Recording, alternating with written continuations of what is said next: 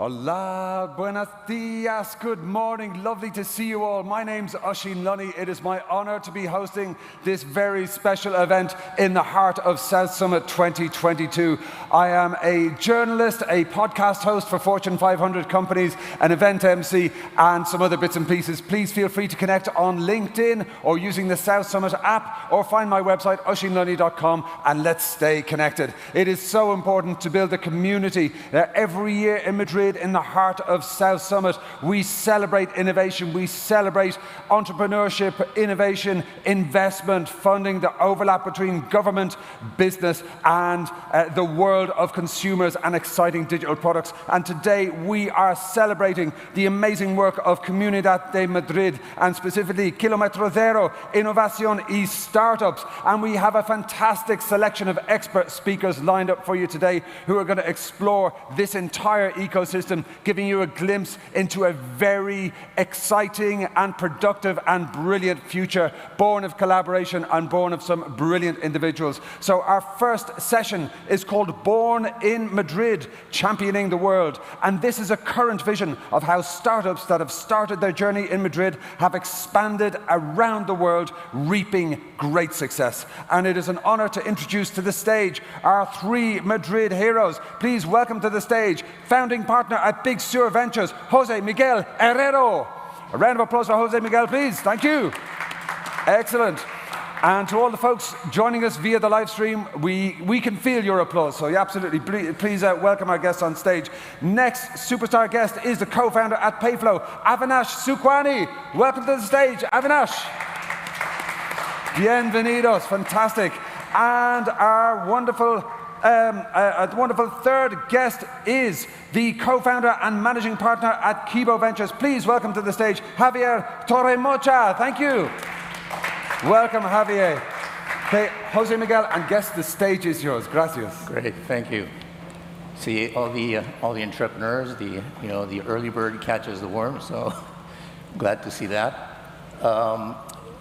We have it's very interesting the group that we have, because championing the world involves leaving Spain and becoming international, which is something that we look for as investors very hard to give our LPs returns if we don't create a big company. So we need to go to more countries. Spain isn't an overly large country.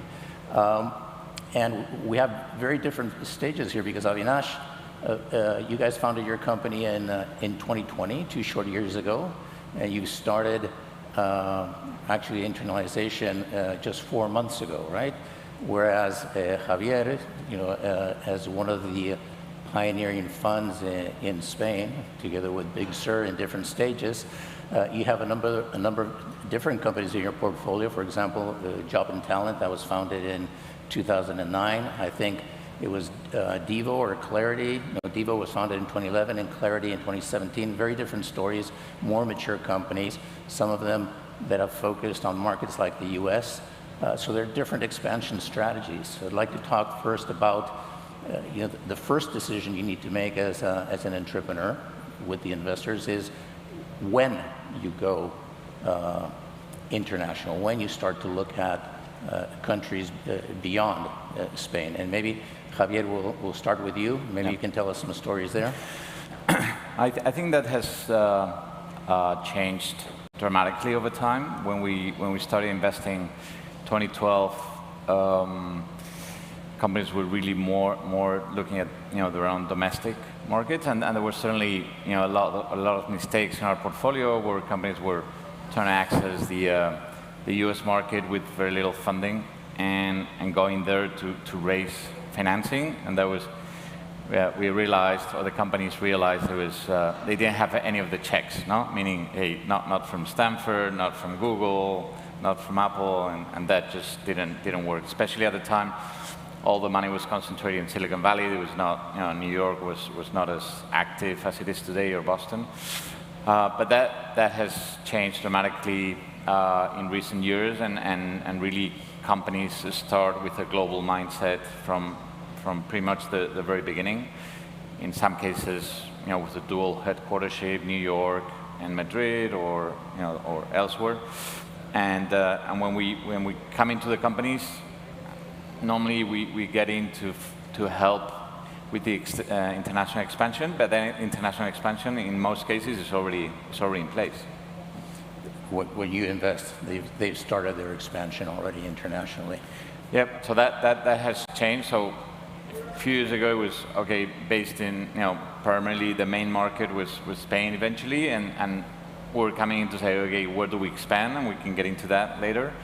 But now, when we come in, they're already in 3, 4, 5 different markets. No? Right. I think that's changing a little bit too, but maybe we can get back to that because, as you say, 10 years ago it was a very different market, and companies didn't go outside as quickly. Entrepreneurs weren't quite as aggressive or in their approach, and the financing wasn't there to accompany them. And that's changed a lot because companies are going international much quicker. Avinash, you're an example of that. You can tell us about your story. Maybe 2 years since first funding, and in your first market 4 months ago. Yeah, I think when it comes to internationalization, it really depends on the model. So there are some models that are very frictionless to expand, and you can be already from launch in 20 markets, right? There are other models, especially things like our model, more fintech, usually very subject to regulation, and in our case, huge barriers to entry for entering a new country. So in our case, we see internationalization as something that you should only do when you have to. We in fact feel it the other way around. We feel that there is sometimes pressure from VCs or other investors to ask when you're going to internationalize, what's the next country, right? And if you're not opening another country, it feels like you're not growing fast enough because of what you said, right? Other companies in early stage are now in 20 markets. So from our point of view, it really depends on the depth of the market you're in. In terms of actually building a sustainable business with good unit economics, it often doesn't make sense to internationalize very early. And it's better to make good product market fit in your home country and later think about expanding to others, right? Okay, so maybe in your model, where you have an app that advances earnings to employees, so they don't have to wait for their payday to get the money. That has special connotations, as you said. Different models expand in different ways. Some that are software only can scale with almost no presence in local markets. Other models need a lot of boots on the ground. But typically, in terms of expansion, when we're looking at internalization, we like to see that you have a strong position already in your local market, and that you have some product market fit, that you are growing, you have validation, your unit economics are working, and then you can think about going outside. You can't think about going outside before you've got a couple of things in order. Would you agree with that? Yeah, totally agree, because in fact in the previous venture that I did, we made that mistake. We went to 9 markets before we were ready, and in the end it just created a huge tax on the team, a huge distraction, when we could have been focusing on making the core product better in our home country. And if we had mastered that, we would have been much better when we later decided to expand. Expanding too early can actually lead to failure, right? If you don't have the right team, and the right base to jump from, there's no way you can, overextend yourself. Javier, any insights? A lot of these companies that we talked about, like Job and Talent, you guys came in later when they were more mature, right? We have some things together like PAC that we've seen internationalize together. But any observations in terms of how you've seen expansion or discussions in your portfolio companies about what markets to go to? Yeah, it's very interesting because and I think it's one of the advantages of Spanish companies. They have many choices, no? So we see companies, that are, as the title of this panel is, they're born right in Madrid. We would prefer to say in Spain. But they expand in many different ways. No? Some are expanding into Latin directly, and we have recent investments like Velvo or others that are really focusing on the Latin market, despite having offices in Spain. others that choose the US, and they, they set up an office from day one in the US, while having all the engineering team in Spain.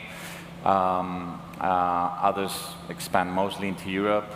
So I think it depends a bit on the particularities of each sector, segment, where it's easier, no? And you would normally try to choose those markets where we can have some initial traction easier than just taking a lot of time that it requires, as you were saying, a lot of product market fit, just because the markets are a bit more sophisticated.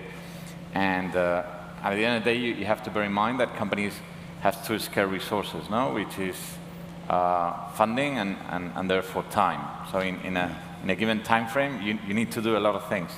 And you need to prioritize in order to be able to raise the next funding round, assuming the company cannot bootstrap itself. One of the markets that you mentioned, which is the U.S., internationalizing into the U.S. depends what kind of model you have. If you have a SaaS B2C, it really doesn't matter, because you basically don't need people in the U.S. really to expand the model. But if you're in enterprise software, solutions like Carto or Clarity, the U.S. is a very important market in terms of defining your success. And if you go to that market, you really have to have a greater level of maturity as an organization and funding than you need to go to than expanding to France or expanding to Mexico. No, absolutely. And it also happens that Americans or maybe Anglo-Saxons, they sell themselves amazingly, no? And then they have they all have. Be careful, huh? Be careful. They all have these amazing CVs and experience and everything, but then and therefore there's it's not that they're expensive, that the compensation is very high, no? And you're expecting a lot from them, and the rotation in salespeople, sales managers is just outrageous, no? And it's difficult. So you really need to, the way a lot of our companies are doing it is that, they're just training their people in the main hub, and it's relatively easy to attract talent from many different nationalities. I think the average number of nationalities in our portfolio companies is 20. So not just on an engineering development roles, but marketing, sales, operations, you name it. And then once they know the dynamics, those are the ones that go to open different markets. You touched on a good point there, which leads me to the how. We talked a little bit about when to expand or when to go out, start your internalization process, but the how is very important, and not just from the economic side, but from the cultural side, because as soon as you go outside, you have an extra challenge in making sure the distant organization understands what you do and how you do it in the right way.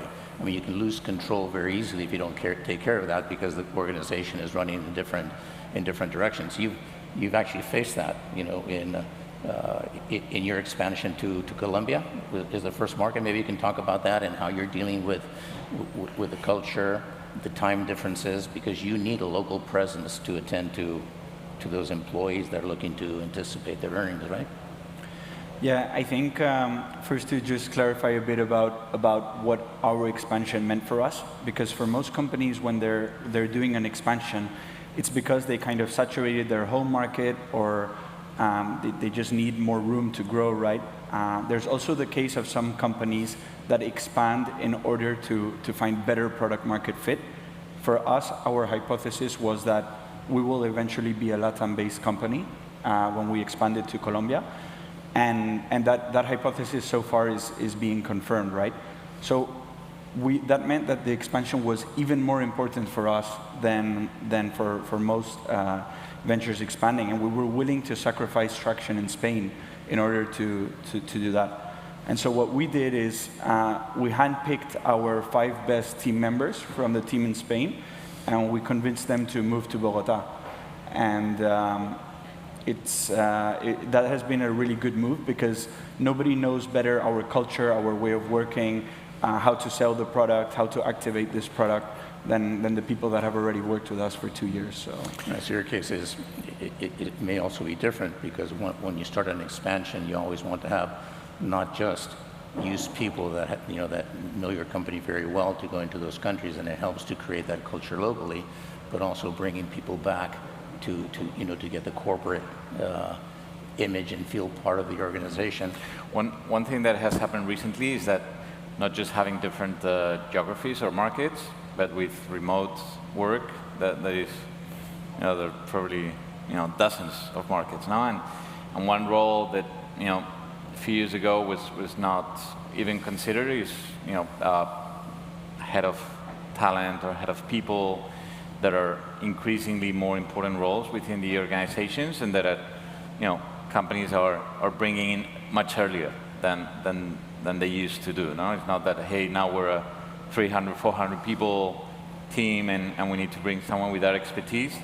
That we're noticing and we're advising companies that they should bring in that kind of talent as part of the C-level team pretty early on. No? Now, in terms of culture, in your case, there's something special there, because if you see your product market fit is, as you say, is probably in LATAM. And I think you mentioned to me that, again, you started in 2020, but now in 4 months, you're already at the same revenue numbers in LATAM that you were in Spain, right? And that's been 4 months, more or less? No, not quite that fast, but we've got to the same revenue numbers 5 times faster. 5 times faster. So that's still pretty fast. Yeah, and with a similar sized team as when we had those revenue figures in Spain. So maybe the challenge there is a little bit, you can say you don't want the people to go native. I mean, you do, because you want them to understand the market. But in this case, it's the Spanish team that needs to really understand the Latin American markets and not the other way around, right? Yeah, and that's tricky because sitting in Madrid or Barcelona with 7 hours time difference, and you've never been to Colombia, it's very hard for people to understand how the product works differently there, how people feel differently about things there. And I think that there's 2 things that we will do in that sense. The first is that we kind of see the organization now as global. We do all of our all hands together. All email updates go to the whole organization. Everyone does cross feedback across countries and stuff like this. Everyone is going to travel. Everyone that's in cross country departments. And second of all is that with time we won't really grow the team in Spain, and we will grow the team in Colombia, in Peru, and other countries that we're present, and that will kind of balance out the... You're spending a lot of your time in Colombia, I think. Yes, both me and my co-founder are spending almost half of our time there now, so that's very important also. If you don't go yourself and you don't understand the market yourself, the team is not going to do it on their own. No, exactly. It's just like being in contact with with customers. The CEO or the C-level team can never lose contact with the customer because you start to miss the understanding.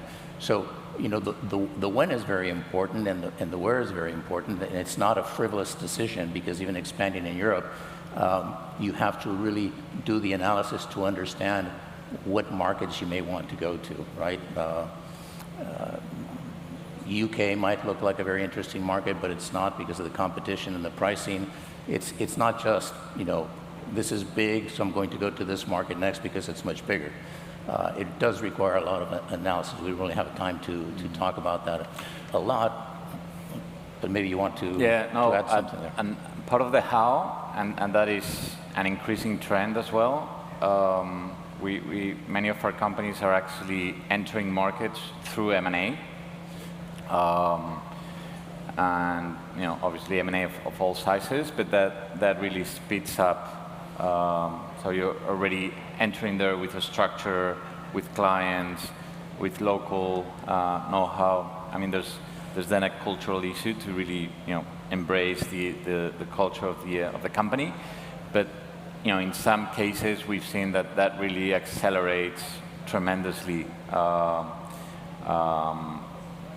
because the other way around is you need to spend a lot of time recruiting, finding the general manager for that country, whether it works or not, and then how a new company landing in, especially when it's enterprise sales, landing into that particular market, and this is proving to be a very interesting strategy as well. Yeah, I think the acquisition strategy, the inorganic growth versus the organic growth is a very important part of growth companies right now. It's not for every company, every type of company, but it does play an important role, and it's really, again, we're not discovering anything here, it's the opportunity cost, right? I can go much faster in terms of extending my brand if I can find a good acquisition that will incorporate culturally and add. One of the challenges in that, of course, is acquisitions are not easy. Integrating teams is not easy. Extending the culture is very hard, so you can't get ahead of yourself. No, and for example, Job and Talent that has a very interesting M&A strategy or inorganic strategy. At the end of the day, they have like a 8-people team looking at acquisitions, and then they have an integration team. Now, for example, they brought in the head of Uber, who did all the integration in Asia. Now, so you need that expertise in-house. Yep. That otherwise you just can be very costly otherwise, no? In terms of opportunity cost, but also in terms of actual a mistake is very, very costly in acquisitions. But you're talking about companies that are now at a different level of maturity that can afford to have an 8-person team in corporate business development, right? You're talking about mistakes. We have 2 companies right now that are looking at increasing growth through acquisitions, and that can be very interesting, but you have to be very judicious.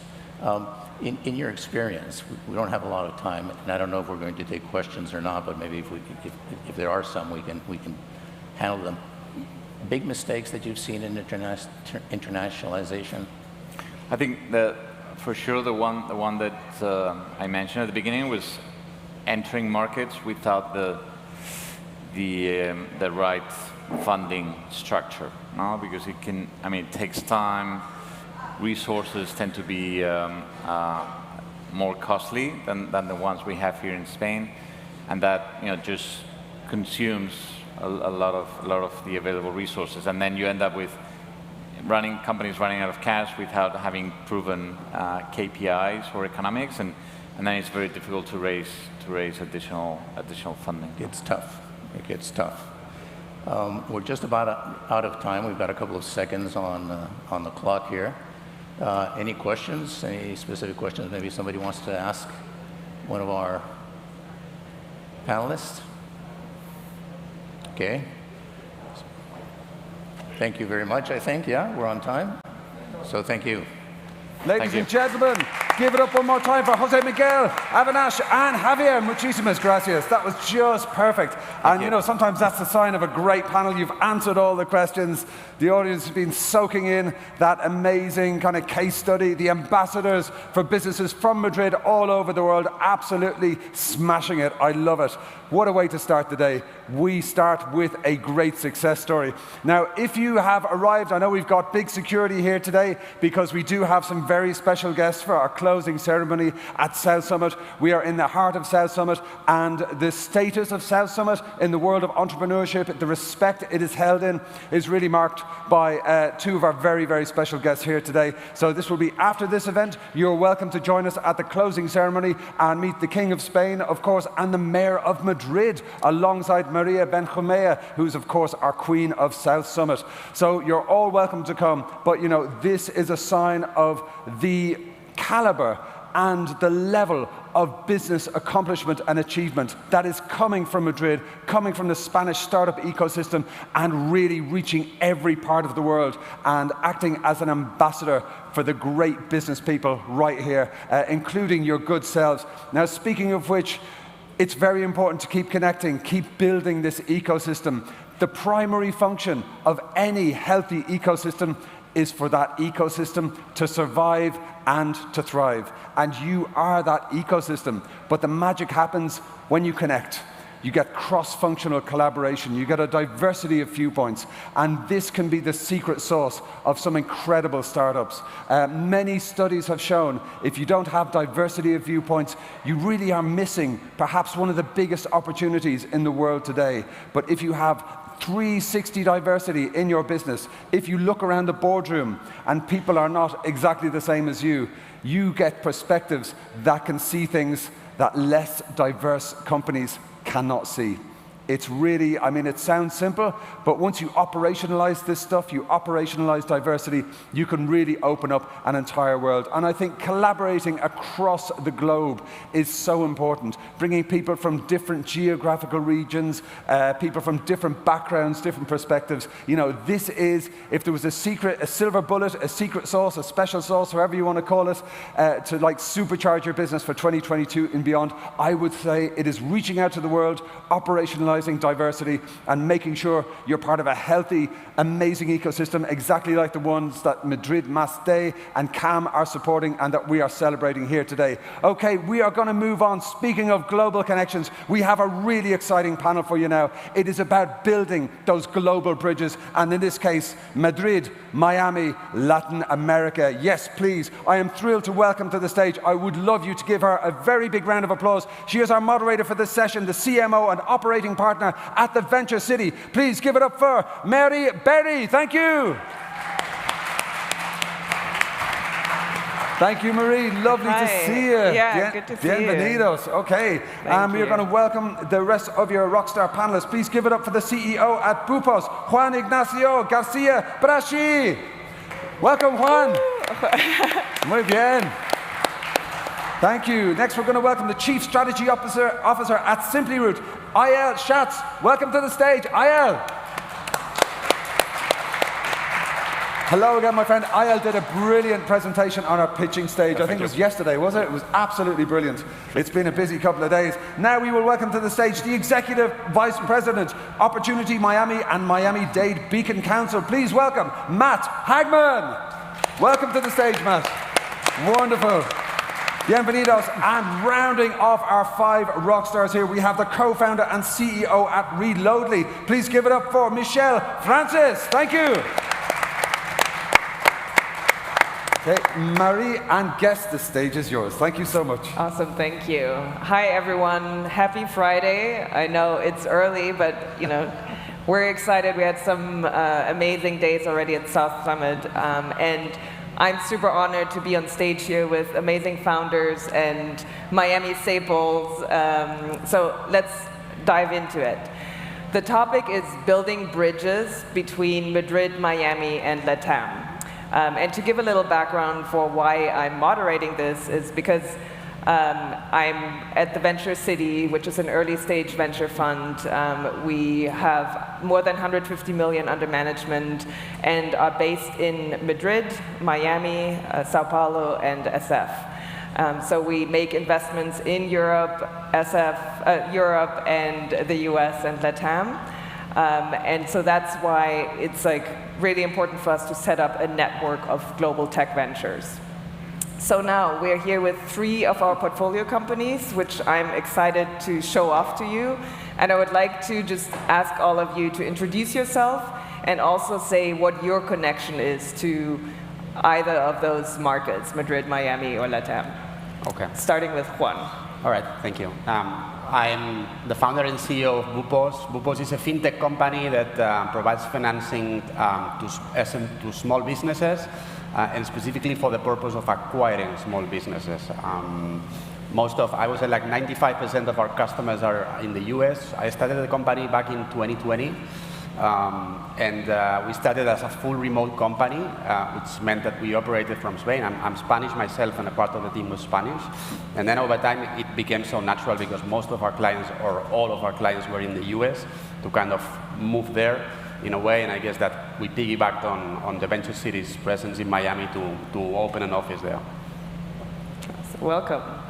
Okay, now to you. My name is Eyal. I'm the co-founder of Simply Root. We are a SaaS of smart logistics, B2B solution for making better deliveries and better intelligence in the logistics. So we're based in South America, in Chile. That's why I'm here, right? And we are moving to Miami, so we can talk about it later. Awesome, welcome. Matt. Well, as a Miami person, I'm thrilled to hear you're coming to Miami. So my name's Matt Hagman, lead an initiative called Opportunity Miami at the Miami-Dade Beacon Council, which is the economic development organization for the greater Miami area. But for being on this panel, what I really go back to is an effort that we started 10 years ago. I was at a foundation called Knight Foundation in Miami. And we launched a whole effort around building Miami's tech ecosystem, which at the time, like so many emerging ecosystems around the world, felt like this far-fetched idea. And actually been reflecting on that when we launched that effort and did things like bringing Endeavor to Miami as one example of an organization that might be familiar to many of you, and been reflecting on the symmetry of Miami and Madrid, right? South Summit, of course, was started 10 years ago. Two emerging ecosystems that now, as we sit here 10 years later, have really established themselves in important ways, still early days, but thinking about what's next and where do we go next as a community. And look forward to talking about those bridges that as we think about that path forward for each of our cities. And along the way in our work and building and working to build the Miami ecosystem, Madrid has really been a part of it. I remember coming here for InCube, some of you may have gone to that conference, or through Endeavor having international selection panels, and now I think we have a real opportunity to further cement this relationship as two really important emerging ecosystems globally. Awesome, welcome. Michel, over to you. Thank you. My name is Michel, I'm the co-founder of Reloadly, originally from Miami, raised there for 35 years, and then started Reloadly in Barcelona in 2019. So it's been a good journey so far, and we raised our seed round from Spanish investors, and we still have a base in Miami, a small office in Doral of the small team. Awesome. Well, it's very exciting for us as well to see this presence, and especially, Matt, like you said, there's been this movement in Miami, but now it's really coming to fruition. So amazing that our portfolio companies are taking advantage of this as well. We know that in Spain, actually, Q1 of this year was one of the biggest in terms of investment. It was, I think, almost 1 billion that was raised across like 100 deals. Would you say that as a European founder, now that there are still certain challenges, there's always this like, okay, we have investors and VCs from Silicon Valley or from the US. Like, what would you say as like a founder based in Madrid? Is there something like, we're Spanish founders, we're in this together? Or like, how is the perception in this market? Juan? Well, I guess that it's still a challenge to be a European and raise money from American VCs. That's, I guess that's kind of slowly starting to change, given that most of the VCs after COVID are starting to kind of invest in companies of all around the world. So I see an improvement, but there's still a barrier in terms of operating there, in terms of raising funds from there, if you're kind of an outsider. So for us, kind of having at least a small group of angel investors, plus the Venture City, which is kind of a cross-border type of fund, is helping us a lot, kind of getting into the community there. Right. And just to say, a few prominent angel investors, we know that Juan from Cabify is, for example, an angel investor who's also a portfolio company of ours. So I think that is great to know that there's like founders of different stages helping each other. Awesome. Then, Eyal, like you are based in Chile and are operating already in a lot of countries in LATAM. Now you're making a big push to the US. Like, how do you start thinking about expansion plans? Like, how do you plant the seeds if you want to go to the US, if you want to go to Europe? How do you do it? So mainly when you're in LATAM and more in Chile, like it's really small market, right? So all the education of startup is, okay, when you start a startup in Chile and LATAM, you need to think about international expansion, right, from day one. Because if you're only focusing on small markets, you have no scalability, no expansion. Mm-hmm. So from day one, we were thinking about US right? So it's like going north for us, right? We are really south, so it's going north. So what we did, we started at day one thinking about US. We went to 500 startups in Mountain View, right? Like for all the education and for raising money. So the first money we raised were from US investors. And then, so it was US investors, not interested mainly in LATAM, interested in US. So what we did is a plan, okay, let's go back to like home, to Chile, right? But let's think how we can get back to the US with the expansion. So we went like, of course, Chile, and we did Mexico, Argentina, Peru. Each country is a little bit different, right? You think about LATAM as a whole, but you need to like start thinking about each country. And then when you are ready, you can raise more money, right? And then you can, okay, I'm ready with the challenge, I can go back to the US. Mm-hmm. Awesome. Well, we're excited to continue the journey with you and follow your expansion. Michelle, you mentioned you're from Miami, but then you moved to Barcelona. How would you compare the markets, and like, why did you move? Like, was it also like having your company in mind? Was it like just personal reasons? Like, was it, you know, how did you decide that Spain and Miami would be a good setup for you? Yeah, that's an interesting question. I started my first company in Miami at the age of 22. Wow. And I was lucky enough to have ran that company for 12 years and sold it in 2015. And back then, there wasn't this hype of Miami and VCs. I know you were working hard, but when I had sold my first company, getting outside of Miami, personally, without the distraction of family and friends, and I was looking into Europe for work-life balance, and Spain, and particularly Barcelona, for me, had a lot of startup ecosystem that was very attractive, including the work-life balance and their environment and all that, and the cost to startup as well. So basically, you could do as much with half in terms of funding, to at least at the seed stage to get going. So that was a big reason why I decided to move to Spain. Awesome.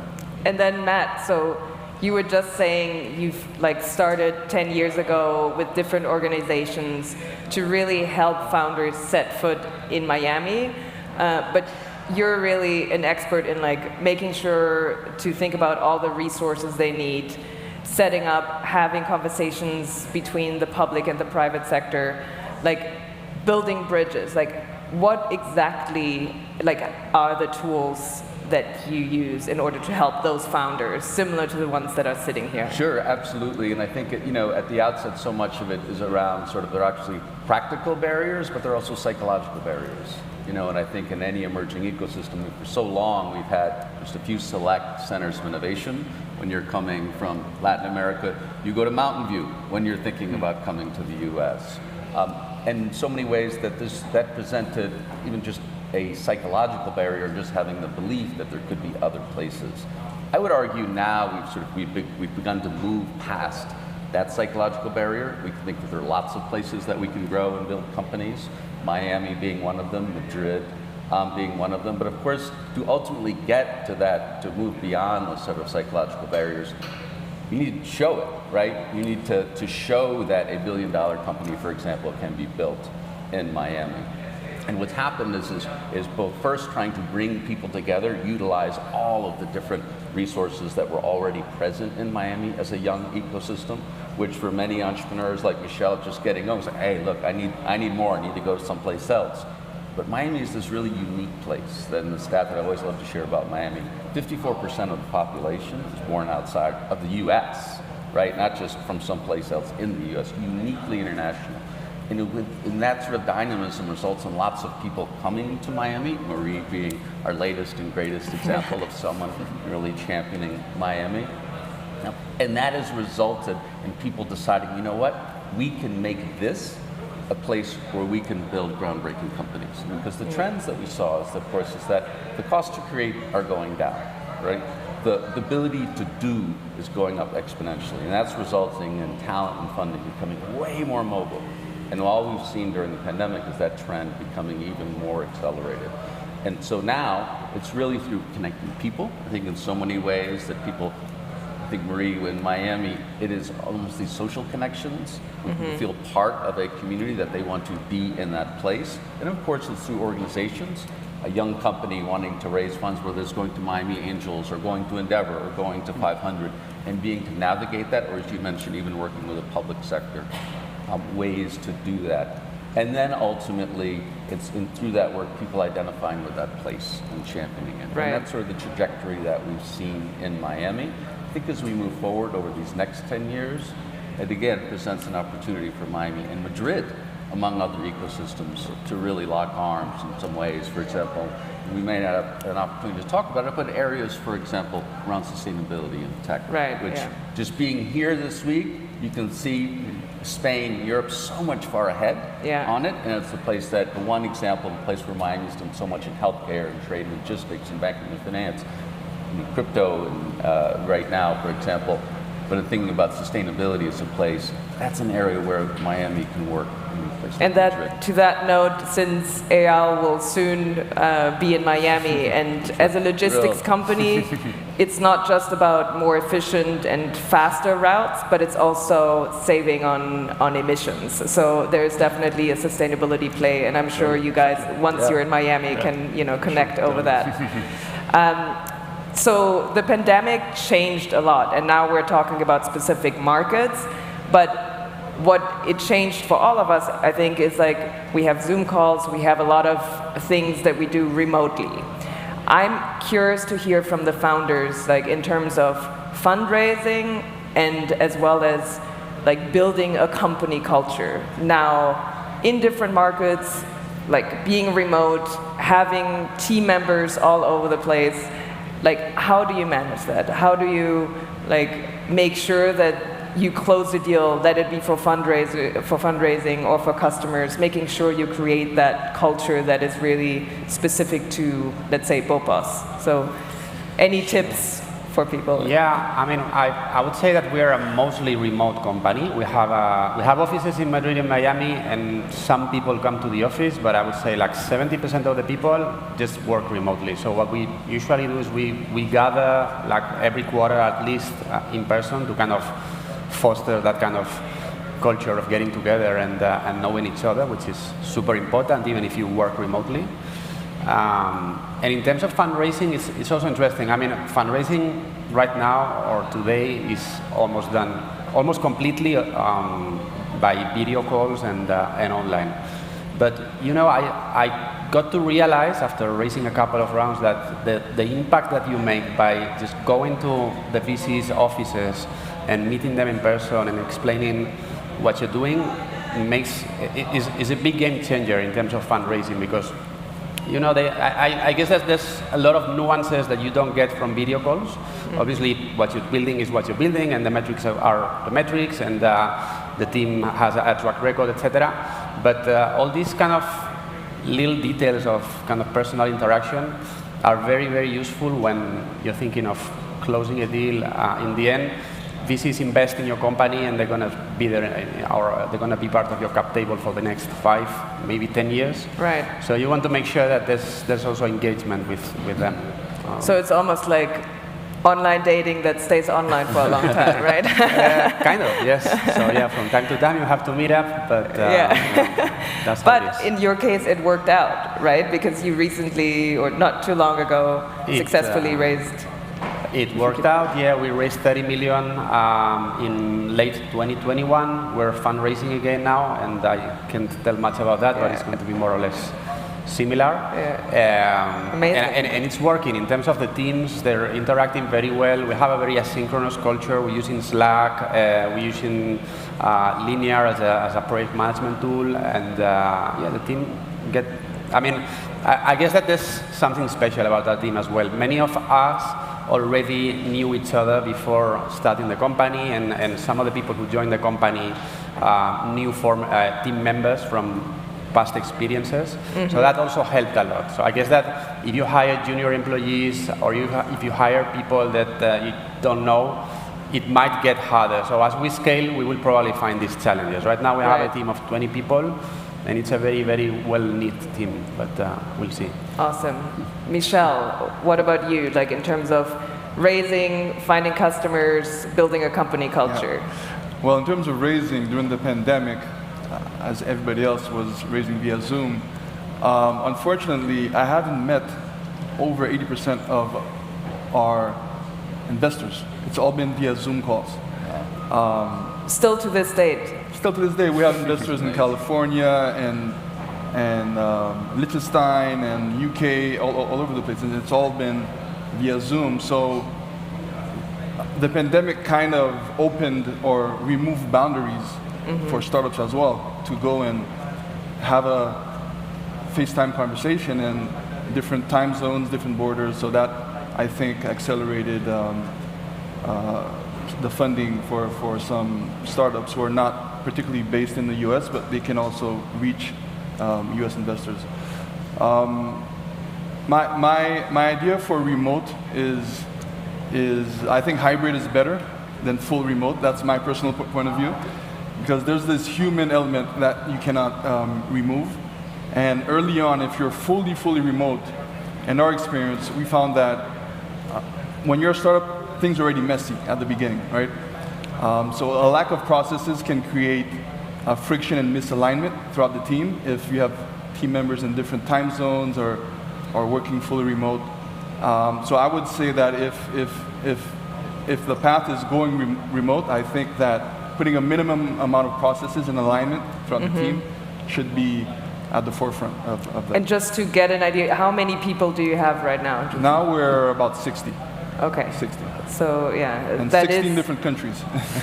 yeah, wow. So 60 people. Sorry, Matt. Yeah, you have. No, I was just going to understand sort of the community person on the Right. on the panel here. I think what it really this opportunity underlines is the opportunity for each of the emerging ecosystems, like a Miami, like a Madrid, like a Barcelona. In that now that we sort of have a disconnect between job and place. That is, before you needed to be, wherever the job was that you wanted, you needed to be in that place. And now there's much more value in where you want to be, where you want to live, and that presents an opportunity for now, after all this work that different places have been doing to try and become viable ecosystems or really groundbreaking, innovative companies can be built. This presents an opportunity to have so many of those people in your community, and so many of the things we haven't thought about as much will now be so important, which is quality of life, a place that you want to be in. And with that, in 16 different countries, it's sort of all bets are off as now the deck gets really reshuffled as we think about sort of the map of where the next generation of companies are built. 100%. Eyal, you already for years have had like people in different markets. How many countries are you currently? Yeah, we have office like in 7 countries. In 7 countries, Yeah, okay. but what happened with like the pandemic in Latam, we tend to be really local, right? So as I explained before, yeah, we started thinking about international, right? But we tended to be really local. So if we are in Chile, so I think like Chileans. If we're Argentina, I think like Argentinian. So the pandemic like pushes us, right? So okay, now let's think about international. So. And I agree with Matt, like, so, okay, where I want to live, right? Maybe I don't want to live in Santiago, but I want to live in Miami, I want to live in different places, maybe in the same region. So we also, in the pandemic, what happened with us, we just raised, like a week before the pandemic started in Latam, we raised our Series A. So we were like in the process of hiring people. So I think we are like maybe 60, 17, right, people by Zoom. Wow. Yeah. So I believe yeah. the main challenge there is the culture, right? So we have a lot of offices, right? And how you can transmit what we were really local in each office. So the office were a good place for us, right? So we meet each other. We have games. We have different stuff. So we can like night of pizza, night of Unos, right? Games. So we lost a little bit all of that, right? So now it's the challenge, how to do it, how to recover it. And I agree also with Michelle, right? I think it's the final solution is like, okay, it's a combination, right? So we need to meet. Once we are doing now offsite, right? So you're traveling much more, maybe less frequently, right? But okay, let's meet all the C-level. We need to go to offsite 3 days to a place to think about it and to talk about, okay? And when we did the last offsite, like what we got for the teams, it was okay, amazing. I've been working with you like for maybe 6 months, but I don't know you, right? Yeah. Now I understand you have family, you have kids, and now I know you as a person, right? Right. So also getting to know everyone you work with as a person. Yeah. Awesome. So you were saying earlier that it still is a challenge for European founders to get a US investor. Is that because we saw like Spain actually, and specifically Madrid, it was such a huge growth actually, compared to over the last month, kind of a slowdown in the global VC market.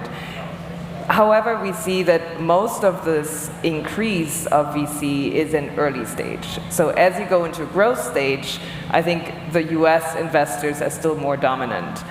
Especially for Michel and Juan, I would like to know how you think about that. Like, is that something as a Spanish founder that you know, as I progress, as I get into growth stage, I need to find that US investor, or are you working with local investors as well, because they are trying to get into the growth stage?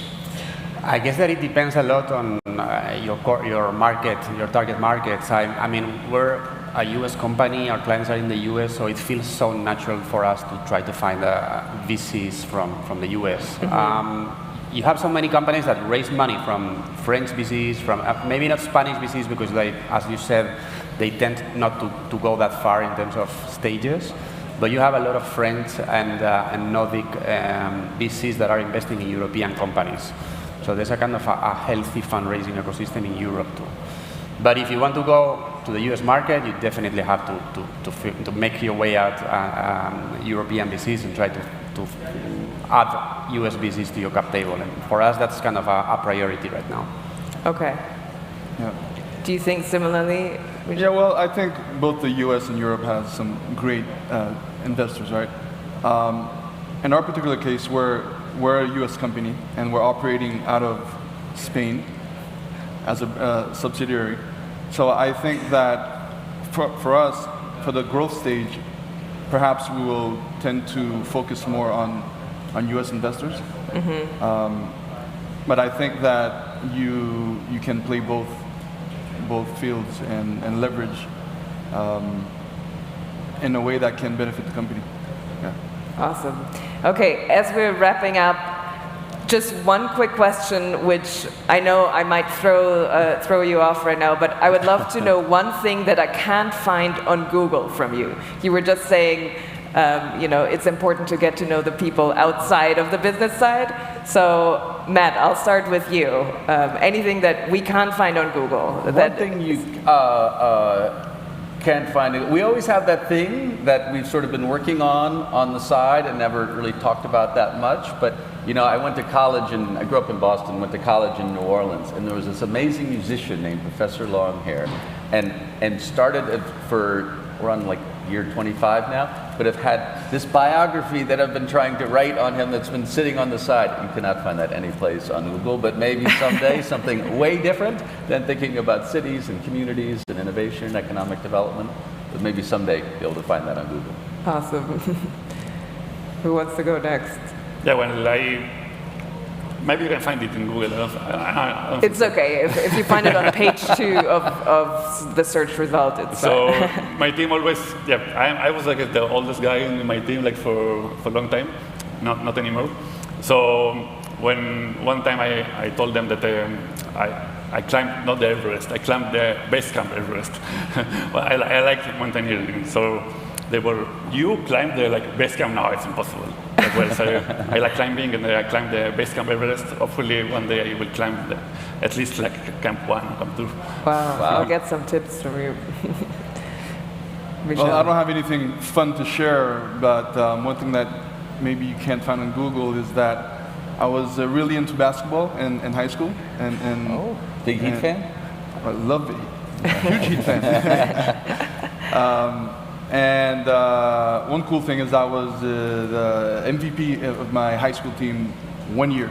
So I don't think you'll find that in Miami. In Miami. In Miami. Okay, got it. Awesome. Hey, we have to play one day, by the way. Yeah. I'm a big basketball fan. I cycled 20 kilometers this morning to come to get to the South Summit. I'm a No very way. big fan of cycling. I guess that, you know, I spent 8 years at Cabify, so I guess that I like kind of clean mobility, and yeah, that's how I move around the city. It doesn't get much cleaner than just cycling without anything. Awesome. Well, thank you so much, everyone. We're super. I was honored to be on stage with you. What's your answer? Okay. So anything you can't find on Google. I'm originally from Bolivia, but was raised in Germany as an adopted child, the third out of 4 kids, and my siblings are all blonde with blue eyes. So I think that was like really the persistence and or perseverance that I needed to be a founder later on. So that's awesome. Awesome. Thank you so much, everyone. Thank you. Wonderful. Thank you so much, Marie and friends. That was very inspiring. One more time, a big round of applause for Marie, Juan, Ayel, Matt, and Michelle. That was just brilliant. Absolutely wonderful. That last question, what can you not find on Google? It reminded me of this great series of events run by this great DJ called Bert Blacharach, and he has a series called Unshazammable, and the idea is these are old vinyl records that are never digitized, and he kind of got them from the studio, and you will not be able to Shazam them. So maybe we could have a conference called Ungoogleable. What could you learn that you can't learn on Google? Well, rather a lot from everybody on this stage today, I would suggest. Okay, and speaking of which, we're celebrating Comunidad de Madrid, Madrid Kilometro Zero, Innovación y Startups, Madrid Mass Day. We're celebrating the wonderful people in the ecosystem, the incredible opportunities they are opening up all over the world. And our next session is about cross opportunities between LATAM and Madrid. And I am very honored to be introducing our rockstar speakers. So please give them a rockstar welcome right here in the next Big Thing stage at the heart of South Summit 2022. Our moderator for this session is the Senior Advisor in Innovation and Entrepreneurship. Please give a warm welcome to Juan Carlos Garavito. Welcome, Juan Carlos. Excellent. Yes, it's the morning. We should have some caffeine still running through our veins. We bring the energy for our amazing speakers. We are now going to welcome a partner at Caravela Capital, Rodrigo Vallera. Welcome, Rodrigo. Fantastic. And next we welcome the managing partner at Latin Leap, Stefan Krautwald. Welcome, Stefan. And rounding up our 4 rock stars on the stage today, we have Senior Advisor in Innovation. Oh, excuse me, am I going the wrong way? My goodness, I totally am. We are now going to welcome to the stage the CEO at Now Ports, Alfonso de los Rios Villarreal. Thank you. Thank you very much. Awesome, guys, the stage is yours. Thank you. Okay, thank you very much. I think it's a real pleasure just to be with these rock stars.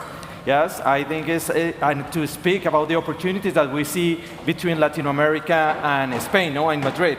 And we were just like talking in the backstage, the opportunities that we are just seeing, no? I have the opportunity to be working here in Spain for many years, but also I work in Latin America. I be like leading the innovation agency in Colombia, and we are just seeing how the ecosystem are changing. No, you have heard many things about Latin America, things that are like happening right now. Many venture capital just like opening there, just investing there. We have the new unicorn in Latin America that is Nowport. It's like amazing just to have with these guys.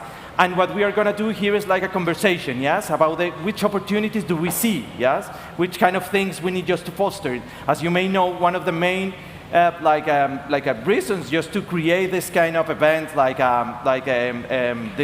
this major event that try to bring a lot of people from abroad and create this relationship with Latin America is really important. That's why we're going to start with a conversation about how do you see this opportunity, guys? What do you think the startups or like the ecosystem, the actors need to do just to foster this relationship. Because I think many things are happening right here in Madrid, many things are happening in Latin America, many, like, as you can just like hear it or just read on the newspaper, there is like a boom in Latin America for startups. That's why it will be great just to hear your experience. You are like based in Latin America, you are coming to see, and you're gonna open like your company here. How do you see these opportunities? How can we create this like opportunities for the startups, but also for the venture capital side too? Okay, Rodrigo. Okay, first of all, everybody, good morning. Thank you very much for being here. It's a great pleasure. So I really believe that events like this is very important. Yeah, so people come, connect, see what's happening. To be honest, I'm very impressed with Madrid. I came here 10 years ago, and now it's completely different. Young people on the streets, people come to the event, trying to connect, trying to build something new. And yeah, I mean, it's the important relationship doing these events like this. Latin America is ready to accept foreign entrepreneurs and foreign investors. So things like this is the most important thing.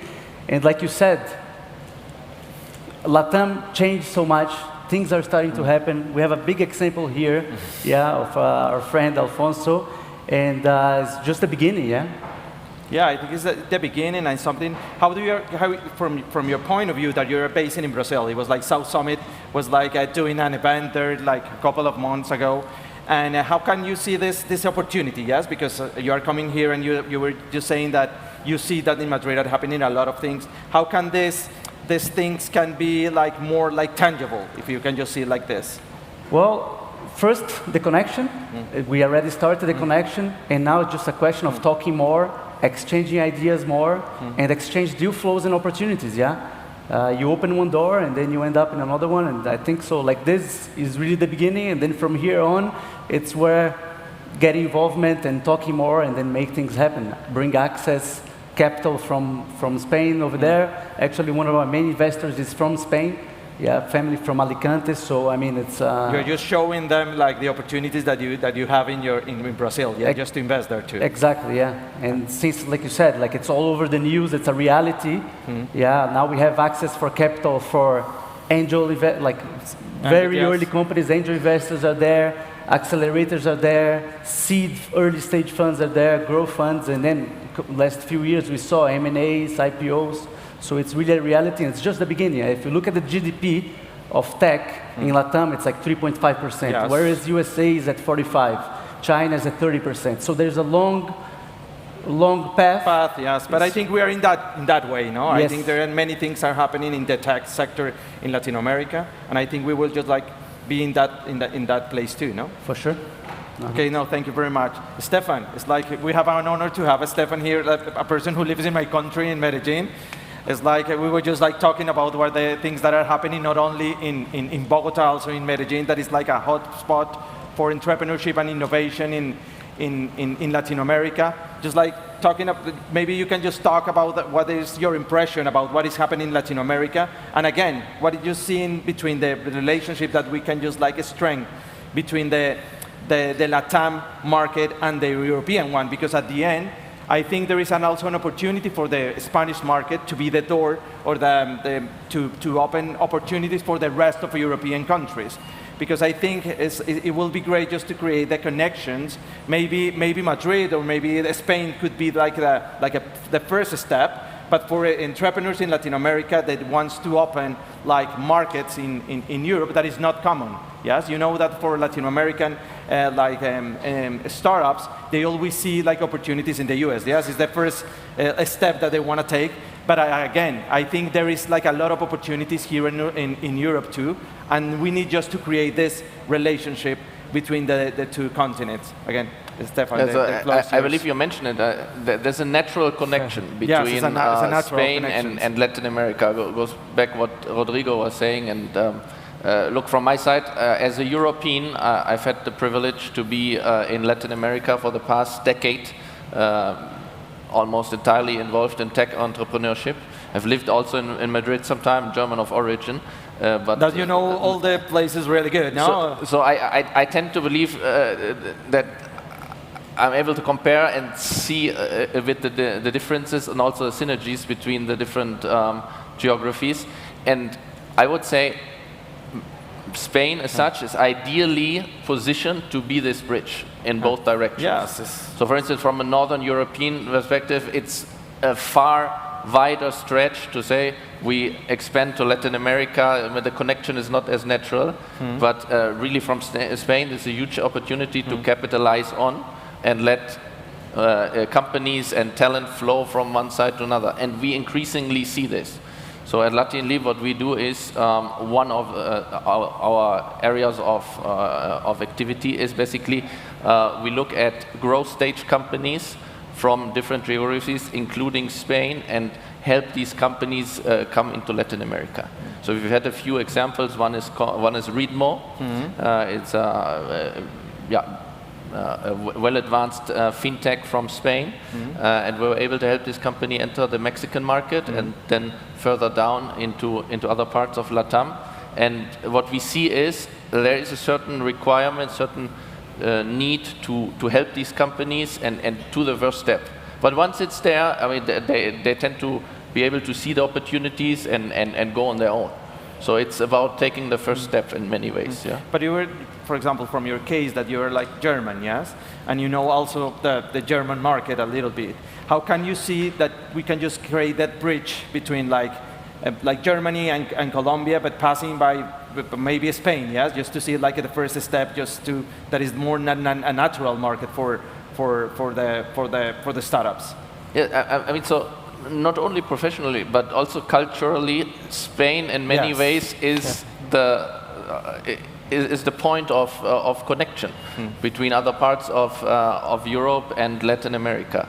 So for those trying to venture into the Latin American market, it's a great step in the middle. But you don't think there is a gap in that part? Yes, there is not a lot of like, I don't know, funds or maybe like accelerators that are helping the other European like startups to go to LATAM, or what you're seeing in that perspective? Yeah, so indeed what we see and where we believe is an opportunity is that many, when you're talking about capital, many VCs are geography focused, and would look at early stage in their specific geography.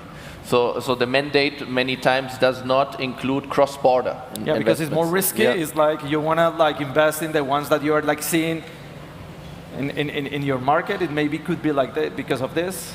So exactly. I mean, wherever there's risk, there's opportunity as well, no? And so in this sense, I believe it's great that everyone is here. Happy to engage after the discussion. Also for those interested in learning more about the LATAM market, of course.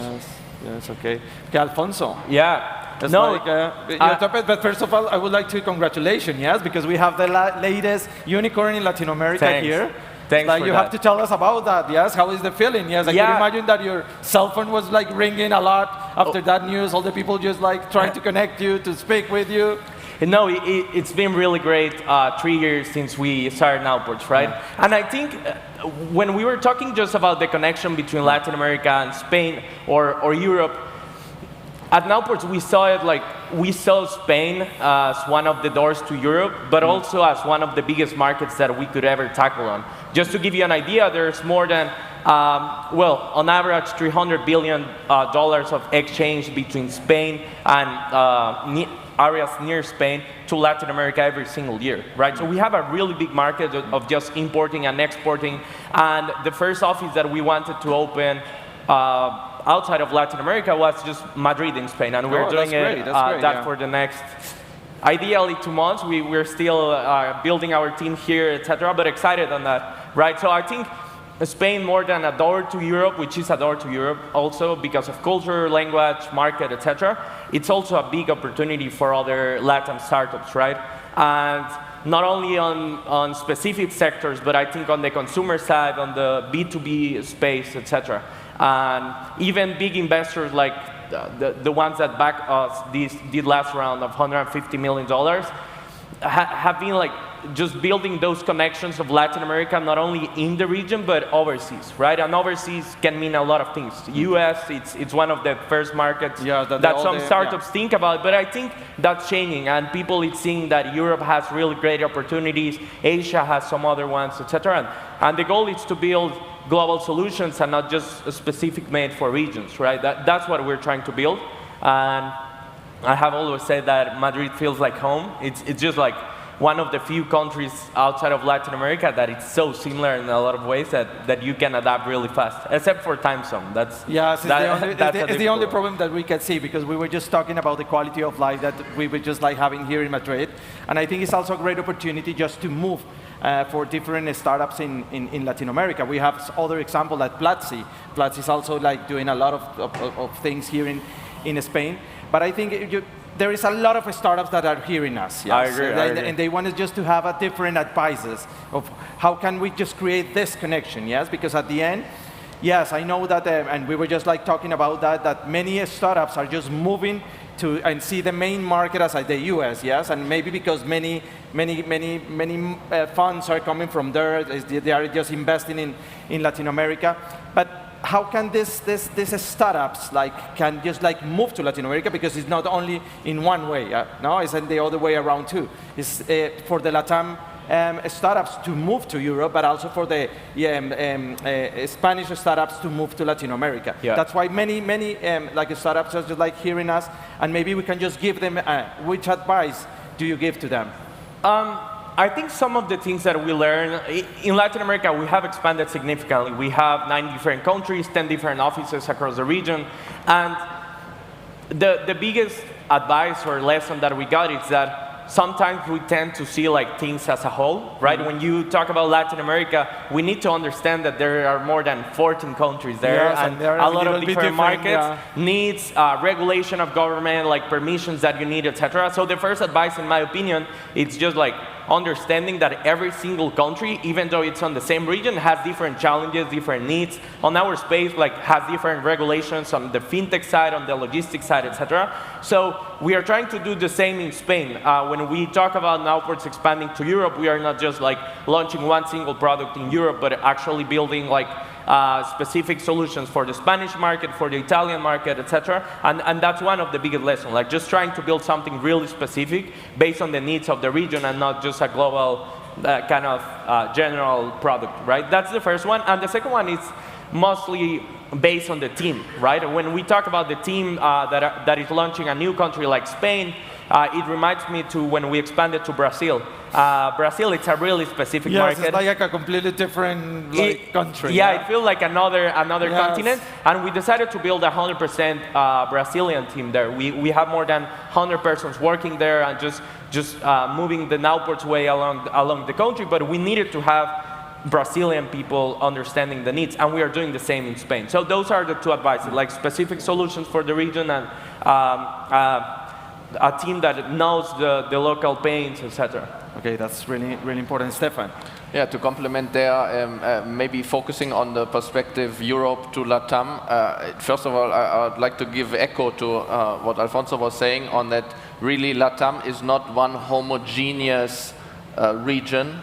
There's so many idiosyncrasies, and it depends very much on the business model, very much on the vertical, what kind of market entry strategy makes most sense. Yeah, and maybe that's why some European fail, no? So some European companies might think, look, this is Europe, this is the EU, and that must be something similar in Latin America. They even speak the same language between Mexico and Colombia, for instance, but it's not.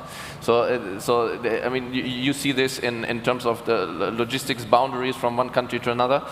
So this is, I think, first very important to understand that each country requires its own analysis, and then there's obviously certain synergies, and culture is similar in many ways, and people tend to require the same services and so forth. So effectively there are synergies, but first of all we have to understand it's a diverse region. First of all, no? Yes. I think this is the first point, and then it's also very important to understand whether you are a B2B or B2C business. Yeah, there's a completely huge difference. Exactly. So if it's you and the final customer in the end, the market entry considerations are obviously very different from when you're looking for B2B partners or even B2G. So I think it's a case-by-case analysis where I'm trying to get at. Yeah? Can I compliment Yes, something yes, there? of course. I really this agree. is a conversation. Yes, No, at the end. I really agree with the last thing that he said about the difference between B2C and B2B market. I have one fact. So actually, for B2B market, the inbound marketing, it's around 46 and 52% more effective in Europe, right? So that really reflects like his thoughts about like the go-to-market strategy on B2B, because in Latin America, we depend mostly about 95% of outbound sales, right? Like we don't have online marketing for our specific type of solution. And in Europe, it's something that you can do different because, I don't know, internet access, good laptops, etc. It's the market is different. It's something that it's more accessible from the region. So I completely agree with that last one. Yes, and Stefan, you are like based in Medellin. How do you see like how the city is attracting more like foreign investors in terms of startups? Yes, they were just like doing a really good job, just like attracting and more startups to be based in Medellin. How do you see the ecosystem there? How are you seeing that is moving in the ecosystem in Colombia?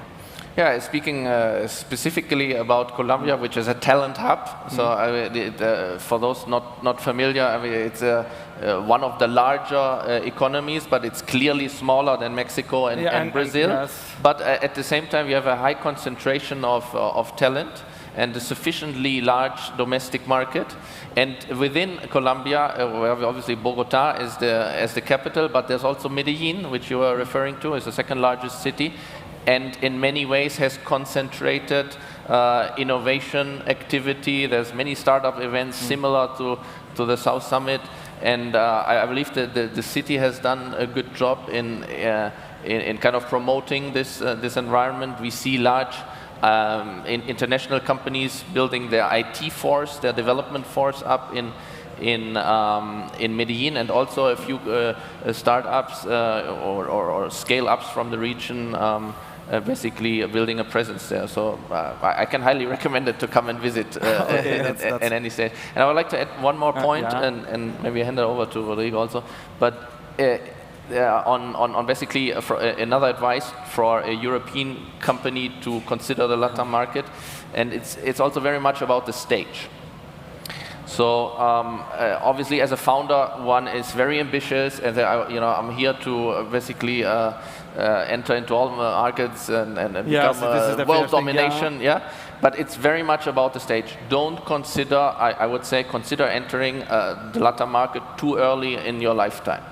So usually, or specifically, if you're That's really important, yes, because many people are just like thinking just to expand the market quite fast. For instance, seed stage B2B company from Spain, I would highly not encourage to look into a far-off market. If you're struggling with your first credential customers, your first testimonial, the first traction in your core market, stay where you are, and rather try to expand when there is a solid track record of sales and also customers to show. Because especially in the B2B world, if you're going to local customers, the first thing they will ask is, so who is your customer in some other part of the region? If you say, no, I have none, then why should I be the first? So it's more an important advice, I would say, it's the right timing. Yeah, that's important. Not too early. Yeah, this is really important because many companies are just trying to go quite early just to expand their business in Latin America, and as you see, they just like maybe they just chalk with a wall in Latin America. This is a really important advice. Okay, Rodrigo, like from a different continent, as you were like referring as Brazil, yes, it's a different market, it's a huge market, there is a lot of opportunities, many things are happening in Brazil. We were just seeing the number of unicorns, the things that are happening there, many investors. How do you see that, and what is the advice that you give to the startups who want to come here, that you have been, like you mentioned, one of your investors are like based here in Madrid, but also for the startups that wants to go there, and for the Brazilians ones who want to come to Europe? I completely agree. Like Stefan said, you got to see like where you are right now, the stage you are to move to another market, because again, there's so many challenges, so many different laws. But at the same time, we are 230 million people. You know, it's a huge population. LATAM as a whole, I think it's 650 million people, so it's also very big. And there's a lot to do, yeah? And when you see so many inefficiencies, you see a lot of opportunities, yeah? We're seeing a shift from entrepreneurs where they started something because they don't have like job access, but now they're starting something because they have access to capital, yeah? And then going to the point where you said companies going there, it goes together to what like Stefan said, you know, like you got to see where you are, you capital access in order to move to another market. But once you get there and you're at that level and you have a good solution, your product is good, you're going to be able to succeed because everyone, they stay 10 hours per day on the phone, much more than USA and the rest of the world. They're ready to consume. And again, so many inefficiencies and so many opportunities and stuff to do that it's great. Yeah, in South Summit, you know, South Summit, the last event that they organized was in Brazil, yes, and they were a lot of people, a huge 13,000 people coming Imagine, it's like they were like plenty of people on that. And how do you feel that connection? Yes, because it was like a Spanish event in Latam, exactly in Brazil. How do you see that connections? How were the connections there? Yeah, I think it was the first step in order to build something much stronger. Yeah, you need to start from somewhere. So I think that was really like the game changer. And this is why we're here. We even have like a Brazil stand here. We have like government people, startups also here. So it's the beginning of like a flow that it cannot stop. It's now for the people like me to start to continue speaking to other funds, other investors, and then build. And there is going to be the second one next year in March, no? For sure, yeah. It was like you see a lot of opportunities with the event, and now you're going to organize again the South Summit. And I welcome everyone that's European to come, reach out to me if you need more information, whatever you need, I'm free, so it's more than a pleasure. Yes, I think we only have like 3 minutes, and we can just like continue talking and talking and talking about the opportunities that we can just see between Latam and Spain. But I would like to just to finish, and maybe I'm going to give you the word to you, all of you, just in 15 minutes. Maybe you can say like the last advice that you can just like give to our startups and to the ecosystem here in Madrid, because this is the 10th edition that the South Summit organized here in Madrid. Of course, like the ecosystem was completely different the first time that they organized this. Now you can just see like there is a lot of like funds, there is like a lot of instruments, there is like a lot of startups like moving ahead. But what do you see, for example, is if we are just talking again about the like the bridging, like the opportunities between Latam and Spain, like last word that you can just say about it, yes? Because I think you are just coming here to the event, you have been having a lot of interviews, a lot of meetings, a lot of networking events. What is the last thing that you can just say about this opportunity? I'm going to give you the floor to you. I was thinking about additional advices. I think everyone said really great things. Other than understanding the specific market, and I do have, like, when we talk about expansion overseas and in other countries, etc., it's good to fail, right? And I think we should have a budget to fail and just understand the market needs in Spain, etc. And it's something that we encourage a lot at Nowports.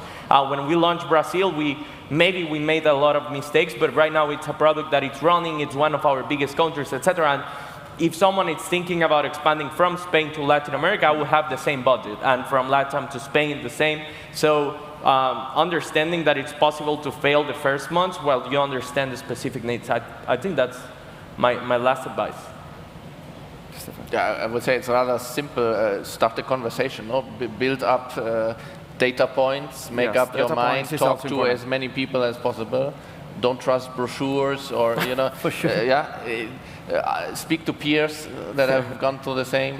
So I think conversation channels are open, and this is where you start. No? Going to his point, that's the most important thing. Now we have internet access. You have access to people. And here now in South Summit, you can just have a lot of conversation. Yes, there is a lot of PCs, there is a lot of startups, many people coming from abroad, many people coming from Latin America. Make a local team, like Alfonso said. Find a local partner, investor, and then try to build something big. Okay, thank you guys. It was like a pleasure just to have been here moderating this amazing like talk, yes, about the opportunities that we will just see between the two regions, the two continents, between the Europe, but specifically for Spain. It has been a pleasure just for being. This is my fourth time here in South Summit, and every time I just see some improvements. Yeah, there are many people coming from abroad, more connections, more people talking about business. That is the important thing, and is what we have to do. Again, thank you very much. It was a pleasure just to be moderating this panel. A big applause, round of applause for these cracks. Thanks. Okay, let's take a picture now. Let's do it. Fantastic. You guys want a stage selfie? Yes, maybe Yeah, with here we the go. stage, huh? Okay, you go over there. You want the audience? Okay, audience. Audience, yes, you can just like... You're going to be in this photograph, so put on your best. Oops, your best. I'm not going to take a photograph of me, no. Okay, 3, 2, 1. Jeez, fantastic. Wow. Thank you very much. Excellent. Ladies and gents, a big round of applause for Juan Carlos, Stefan, Rodrigo, and Alfonso. Thank you so much. Yes, we like the stage selfies very much. We like everyone to be in the picture, literally. So we just heard there some of the incredible opportunities joining the continents together, bridging Latam and Madrid. Some very exciting new business that's going to come out of these great people and out of all the people who are here on stage today. And our next panel is no exception. It is a very exciting and dynamic session all about launch, connect, invest, how to do it. Let's do it, as they say. Venga, absolutely. So I'm thrilled to introduce to the stage our moderator for the next session. In Patrick, he is in Ireland. He is known as Patrick, but here he is known as Patricio. Please welcome to the stage, Patricio Guitart. Thank you. Founder at New Gen Ventures. A big round of applause for Patricio Guitart. Thank you. Absolutely. Thank you. We need to welcome our rockstar speakers on the stage with some good applause, some good energy. I know there's lots of people tuning in remotely using our streaming service, but anyone in the room, let's do it. Okay, our next rockstar speaker is the Head of Business Development at Madrid Science Park. Please welcome to the stage, Katia Rabasa. Welcome, Katia. Excellent. Okay, I can feel the coffee running through your veins. I like it. Next to the stage, General Manager at Myelin VC, Matthias Nissenson. Welcome, Matthias. Excellent.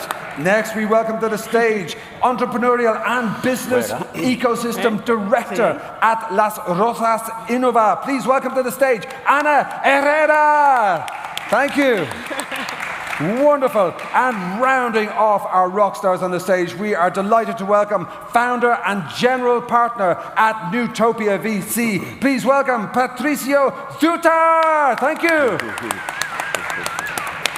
The stage is yours. Thank you very much. Hi everybody. How it's okay? What is going on? Thank you very much to be here. Thank you also you to be here to participate in this panel. For me, it's a pleasure to participate in this kind of conversation about how Madrid has become a center of innovation, no? And do a lot of things that I will mention in a few moments. But I would like to ask: is this the first time for anyone here in South Summit? First time here. Yeah, mine as well. Okay. Patricio Guitar, y yo soy Patricio Guitar, different person. We're not the same person, definitely. The same name. So what is going on here? How is your experience here? So far so good. It's amazing to see so many people sharing experiences, the tech scene, innovation. Huge conference, so I'm impressed. Okay. Yeah. Good. Matthias? Really good, but I think you invited too many Argentinians because I met most of my fellow entrepreneurs from Argentina here. But yes. Yeah, really good. Okay, thank you to be here. So we will talk about the Comunidad de Madrid, the Madrid community, how it's become a center of innovation to host and boost new ideas, that then become a new kind of project. Very high impact project for the near future. So this is one topic that I would like to discuss with you, and the different roles of the key player of the ecosystems, no? the VC, the cities, the different technology, science park, no? And also I would like to discuss some challenges or key issues that you are seeing that you have to change or to add to improve the process of open innovation. No? And I would like to start with you, Ana. Welcome here to the panel. Could you please tell us about the Rozas Innova? What is the purpose? and how you design, or are you designing a strategy to support this purpose that you have in Rosas Innova? Perfect. So thank you, Patricio, for this introduction, and thank you to all of us, to all you, for being here. Let me talk a little bit about Las Rozas before starting to talk about Las Rozas Innova strategy. Las Rozas is a place 21 kilometers, it's a city of 100,000 population located 21 kilometers northwest from Madrid. We are a city that are in the top 10 of highest per capita income cities in Spain. Also, we have the lowest unemployment rates. We have a lot of good services and a very good quality of life. We have to talk about education. We have more than 20 schools and high schools that are really involved in, with the projects that we are launching from the City Council to promote STEM vocations and technological vocations among the students. Also, we have natural areas, not only surrounding the city, but in the middle of the city, which is quite differential. We have sports facilities for first level, a vibrant cultural activity, and also shopping centers that are references at an international level, but also commercial areas that are references in the Comunidad de Madrid. If we talk about the business ecosystem, we have nearly, according to the National Statistics Institute from Spain, we have nearly 12,000 economic units located in Las Rozas. We have 6,000 active companies based in Las Rozas. 10% of them are related to technological, digital, and innovation.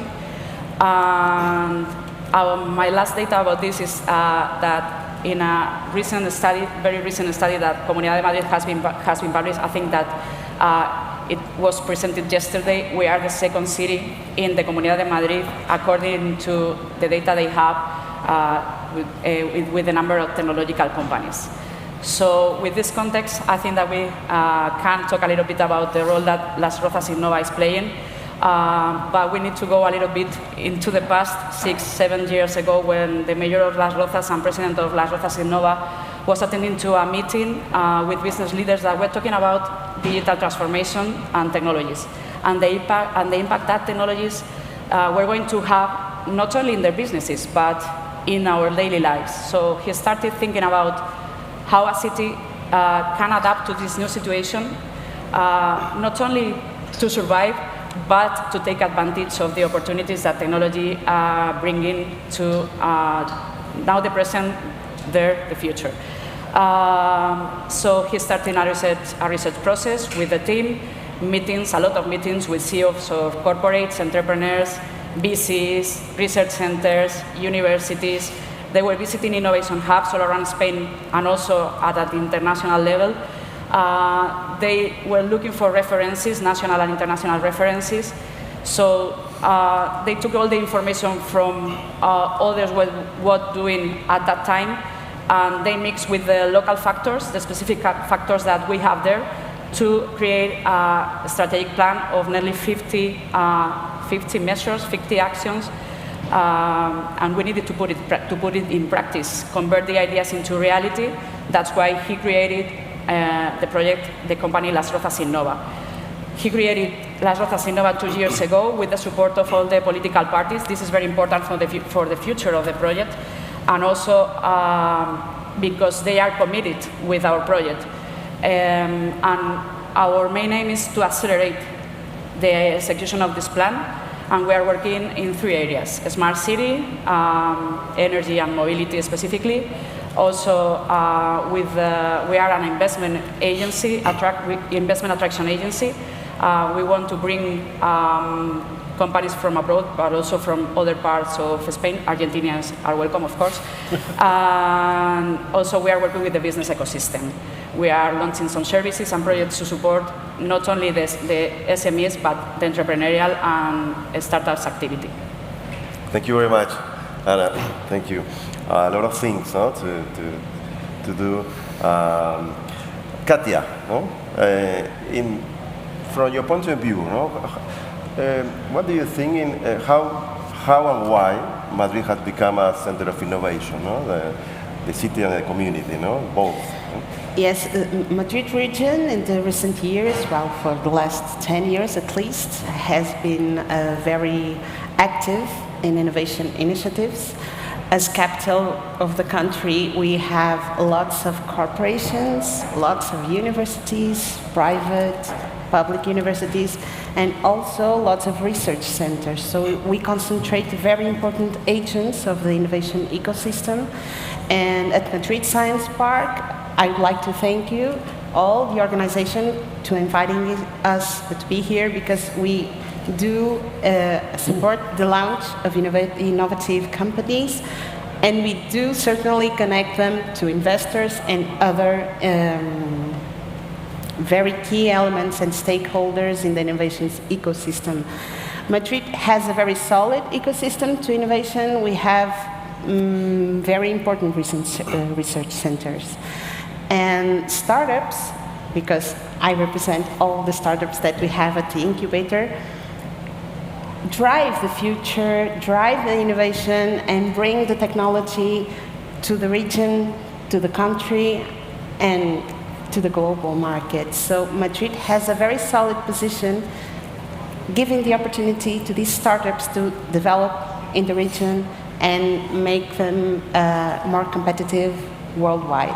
So at Madrid Science Park, we are very proud of the companies that we have, and we are very lucky to be in a region that is very active with all these open innovation initiatives from the corporations, and also with public initiatives to give support to the startups, and also with technology transfer offices in the universities and research centers to foster this entrepreneurship, to this deep tech entrepreneurship. So in the last years, Madrid has proven to be very solid and to have the key elements of the innovation ecosystem. I would say do that. Thank you, Katia.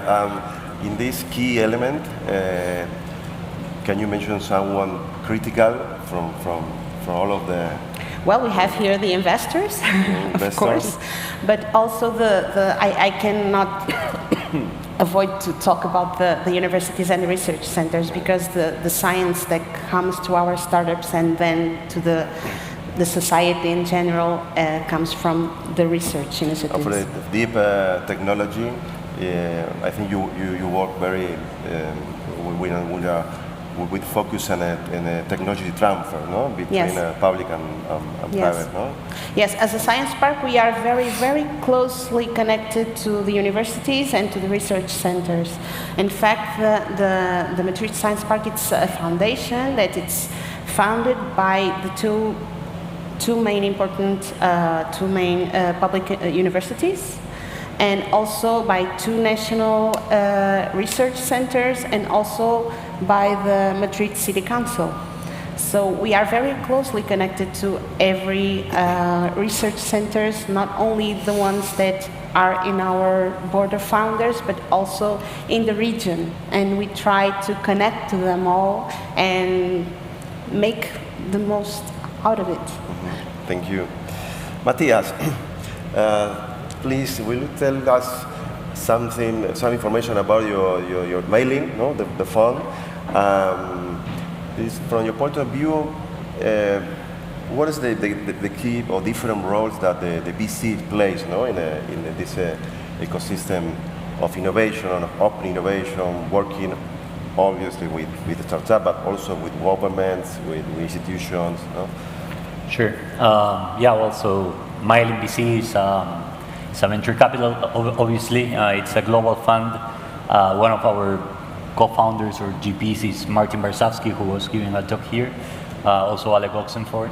And then Pato and Fed and a bunch of other Argentine entrepreneurs support us as LPs.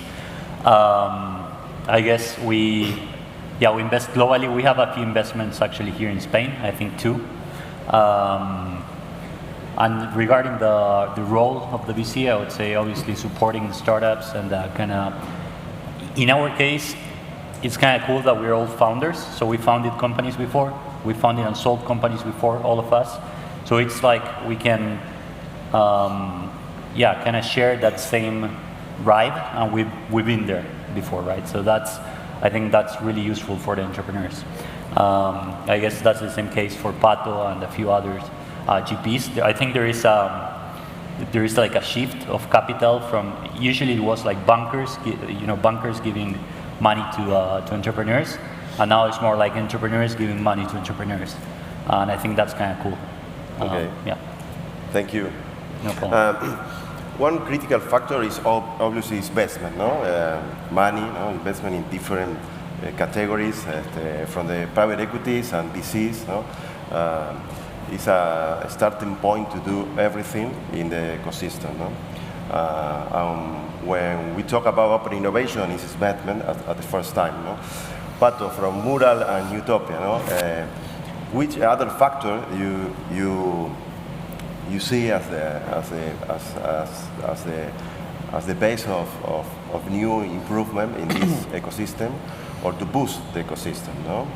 And also, I would like to get some more information about Utopia and your experience in Mural, no? Sure. So yeah, I'm a founder of Mural, which basically is a platform for innovation in a way, right? For those teams that are willing to have creative sessions, but they cannot gather physically in the same room.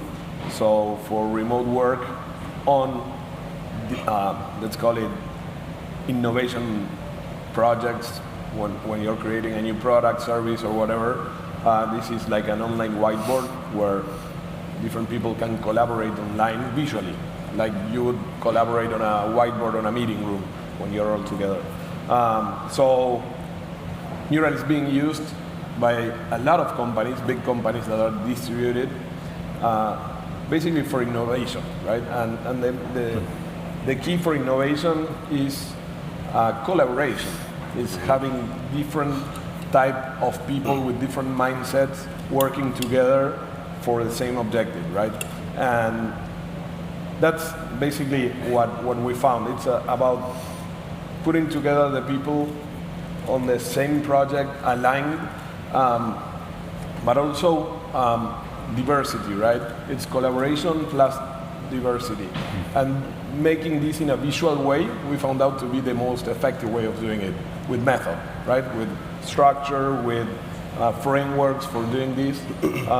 So that's why we embrace a lot the Post-it note. In Mural, you have a lot of digital Post-it notes. And in a way, a Post-it note is an idea, the representation of an idea on a little square, colored square, that you can manipulate. You can take from one place to another. And in that way, you can analyze through different lenses whatever you're trying to create. Again, collaborating with a team. But yeah, so Mural is a huge company right now, being used by very, very big companies around the world. And Utopia is my latest project, which is a VC based in Latin America, trying to invest in transformative projects that will improve the lives of people in Latin America through technology, through innovation, and all what we do is invest and help very early stage startups that are again trying to transform the reality in Latin America, which is full of problems, full of opportunities, because every problem is an opportunity. So that's our focus. Investing in helping entrepreneurs from Latin America that are willing to tackle big problems there. And the critical point for you also is collaboration, no? A good point. Very interesting, yeah. How to align different kind of objectives, no? Between different players in the ecosystem, no? This is another point that maybe sometimes it's not easy, no? This is a question for you, but in a few moments. And I read that you work also with small companies. How you integrate small companies with entrepreneurs or with researchers, no? Because it's like a very different world. Yeah. We try to help everyone. That's our main aim. We are a public administration. We provide some services for SMEs Specifically, we are now working, providing them services to support them to get European funds. That is a way of collaborating because they can go together with a proposal. But also, our main role is to connect. So we are connecting everyone there. We are trying to reach everyone, every entrepreneur, every startup, talking to them, getting to know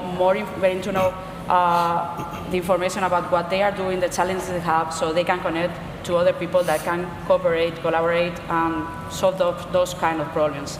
We have a very big ecosystem, so it's not easy, but we are already doing this in an informal way, and we are creating events, forums, and tools so they can connect them in a more structured way. We are working in progress on that topic. Thank you, Anna. Thank you.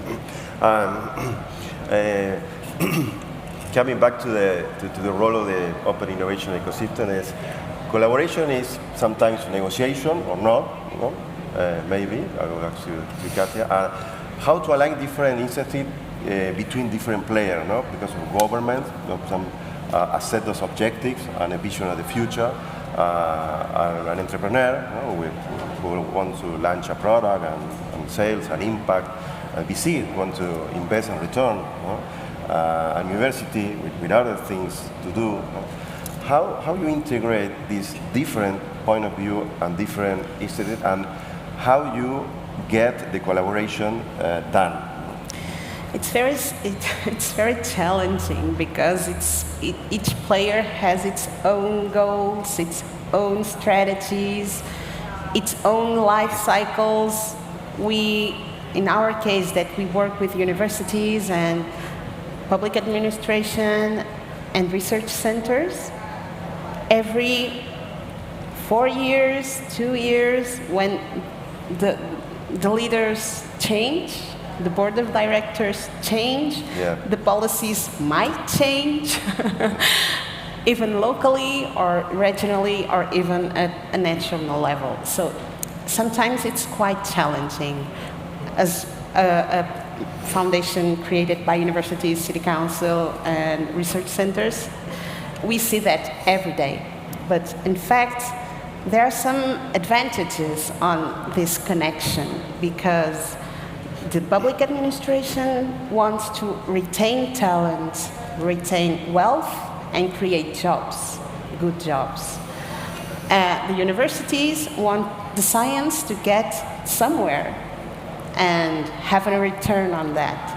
And investors want to make money out of that, minimizing risk. So the challenging issue is to get the scientists, the researchers, to want to launch a company and make them see that it's possible. Because when you have the right place, Madrid is a very good place to launch a company.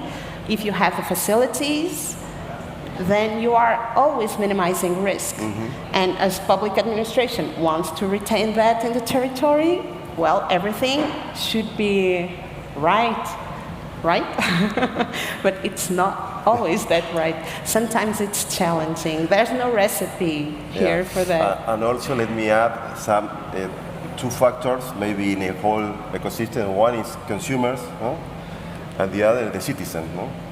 So they play maybe a critical role in the game. And sometimes we are focused on ideation or in the scale of something, or maybe in the results, the impact, in the impact of the consumer and the citizen.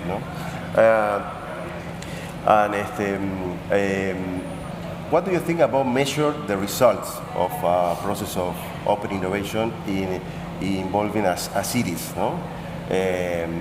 Or question in another way is, what do you think would be the agenda of innovation in the community of Madrid? What is the current agenda? What will we have to add or to change to boost the agenda of this innovation? In a broader view, Anna or Katia, as you want. Katia? or Anna? I think that they are trying new things now. Yeah. Yesterday or the day before, the president has announced some programs. So I think that we need to give the time to those politics to implement, and we will see the results. But the thing is important. It's movement. We have movement here in Madrid. We have new measures. We have funding for researchers. We have also training programs. We have spaces for the startups to work. So we have a lot of VCs nowadays. So I think that we have all the things that we need to boost a little bit more this ecosystem, and community of Madrid is proposing new things at this moment. So let's see what happens. I think that it's a very good, very good point for the starting. It's very interesting that what you mentioned, Anna, because you are saying we have to focus on the movement, no? Maybe with KPIs or metrics, focusing on the action, on the starting point of different things, on open many doors, and then we will see what happens, no? Yeah. Yeah. Thank you. For Matthias and Pato, no? We saw the last year a very high hype of entrepreneurs, yeah, and extreme levels of hype, no?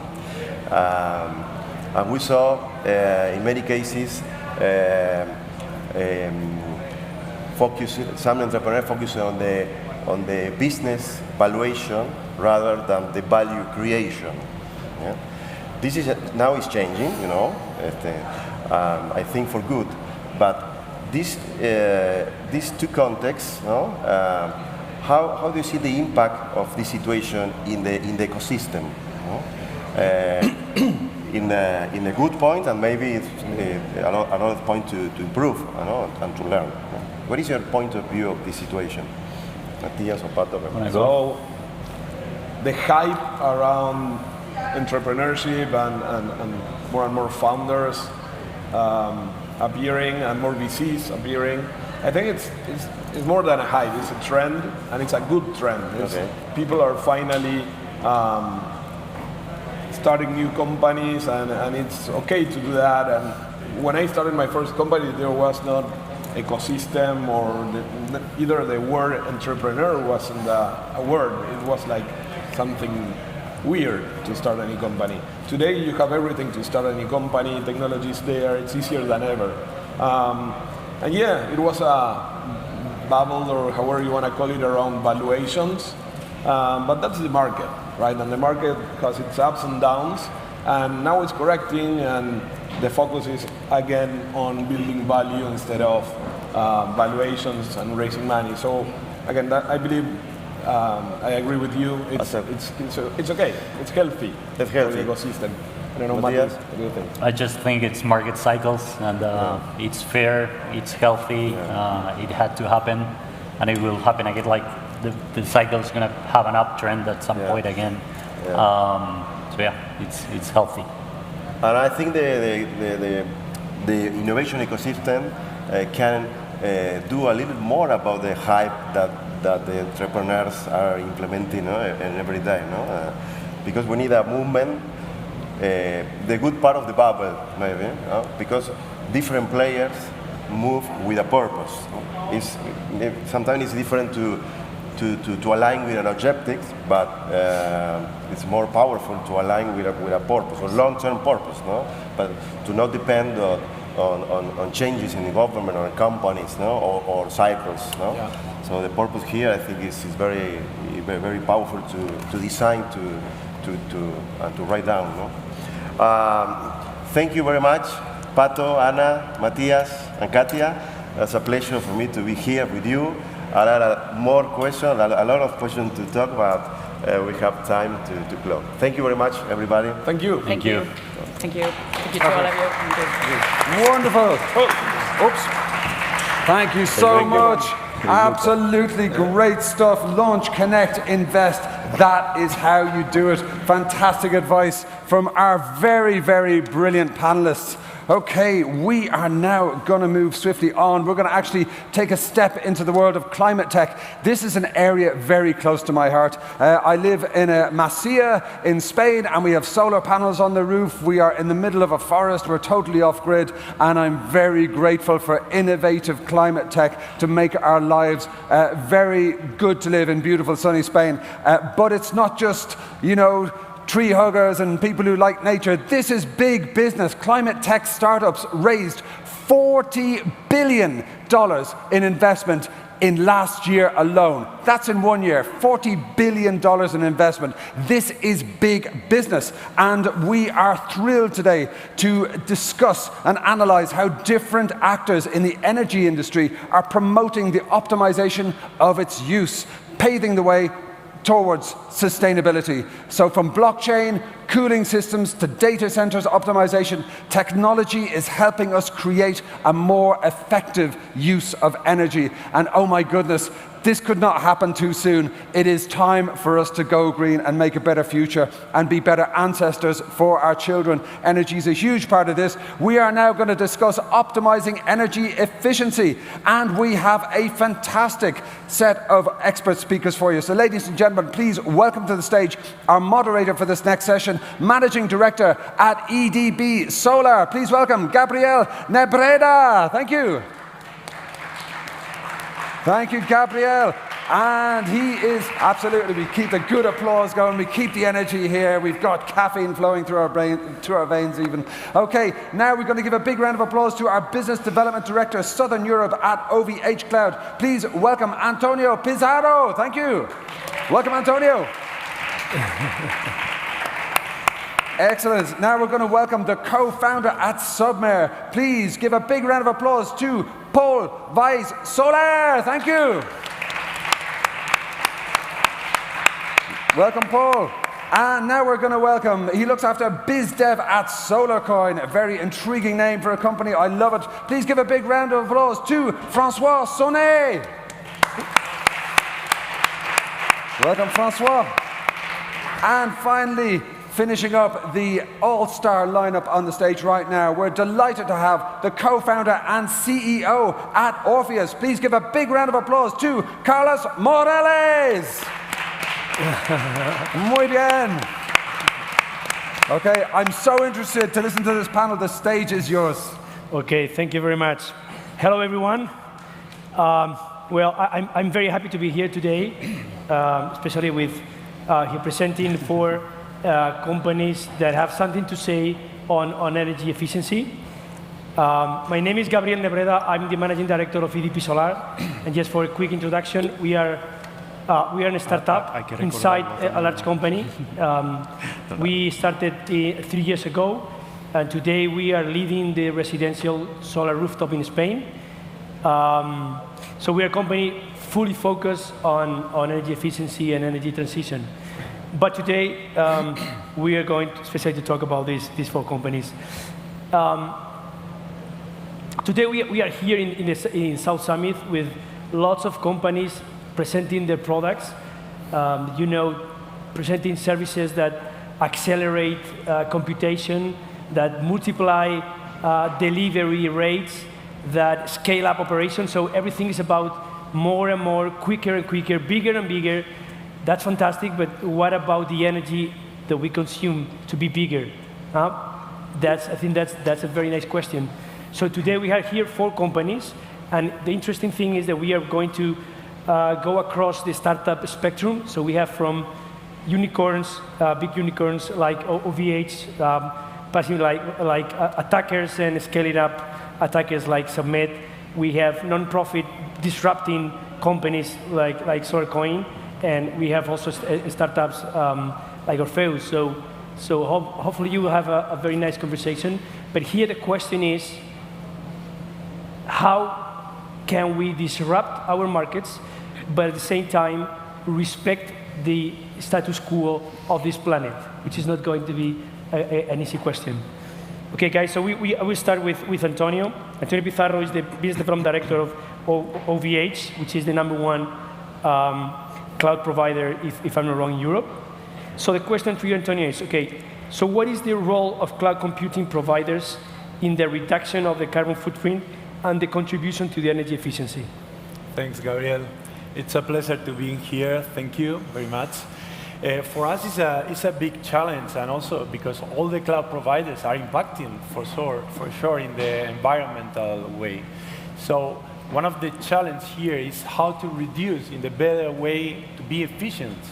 So in this case, we have 20 years experience being a European cloud provider and leader in Europe. And for us, with 30 data centers, one of the values that we want to bring to the users or startups today, it's the way of having the security that all the end users having the tracker of the power when they are having or using applications. So in this case, if you just think about, have you ever picked a Uber? Have you ever sent an email? Or have you ever sent a WhatsApp message? Probably 5 minutes ago, some of you guys. So what is the tracker of the footprint, the carbon footprint on that? So this is a question that people are interested in, and also for the startups. And if we also go to, most of the startups are in the path to scale up. So what's going to be the consumption in data, and the data finally have a footprint, and that's key. So for us, it's not only ethic, it's also a driver to provide the best-in-class services and also the best price performance. Because one of the things that we did 20 years ago, having the knowledge of how to build data centers, how to build servers, to connect everything. So we are an industry of cloud. Having that knowledge, we have the capacity to maintain and control the supply chain and the cloud chain. So having that, it's important to say, like, having all the steps in the right way, we insert that the technology to provide the best efficiency. So in that case, it's quite easy. Water cooling is a word like probably you didn't heard about. It's the technology that avoids air conditioning in a data center. And this efficiency brings more than 50% comparing traditional data centers. This is something important. So one of the challenges that we want to have in the coming future is to control and to measure all the consumption and all the carbon footprint for the application of the startups that are deploying software and can provide this information to the end user in the way to get the information and to understand if you are eco-friendly or not, if you are in the right way or not. So that's something like it's going to be important for users. Okay, and making a step farther, so knowing that we are in the South Summit, so tell us about any innovative project that you guys are especially proud of with regards in the direction of saving energy and energy efficiency. Yeah, we have a lot of projects. Cloud computing is a market that is growing so fast. So we need to be there in the market. And just for instance, we started the year with 20 solutions, and we're going to finish with 80. So that's something huge, but this is something that we cannot go alone.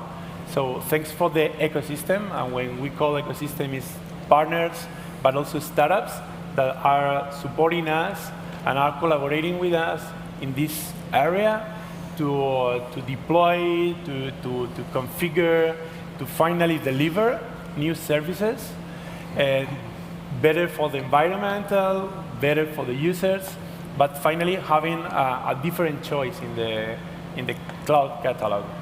So one of the examples, and this is something like we are today in the R&D, it's the immersion cooling system that we are working on that. That is something like probably you heard about. It's not pretty new.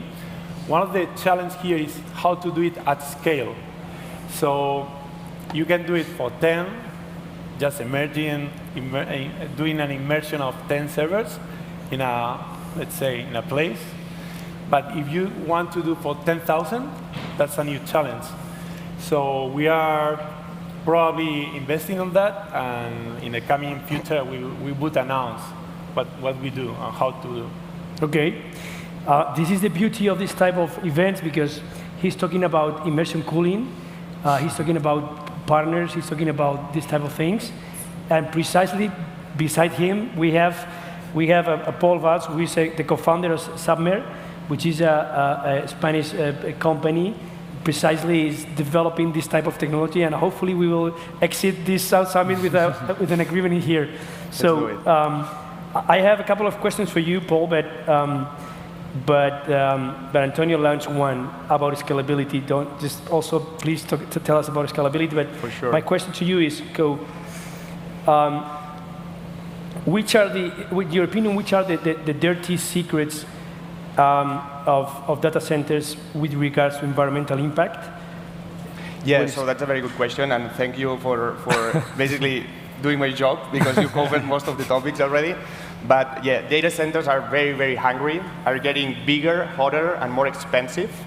There is a massive limitation on the semiconductor company roadmaps. Basically, all this nanometric scale of transistors is getting to a limit, a physical limit, so that in order to keep up with the growth of the cloud, of the growth of the AI, blockchain, metaverse, and all these buzzwords, we need to feed more power in our chipsets in order to basically keep up with the roadmaps of Intel, NVIDIA, AMD, and so on. So this means density is growing, hyperconvergent hardware growing. This means that there is no one-to-one relationship between one physical server and one application, and you know it very well. You have the cloud, you have the containers, you have the whatever, that's an abstraction layer to the compute.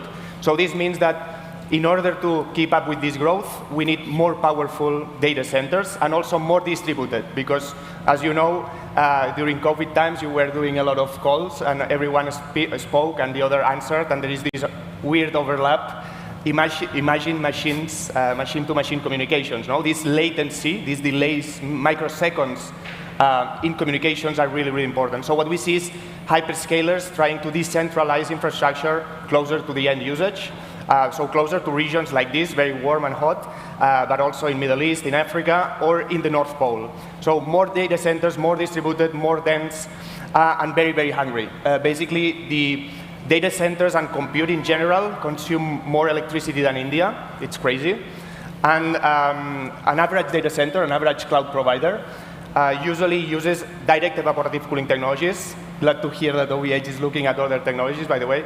But these direct evaporative technologies consume, on an average data center, an Olympic swimming pool of drinking water every 2 days. Crazy.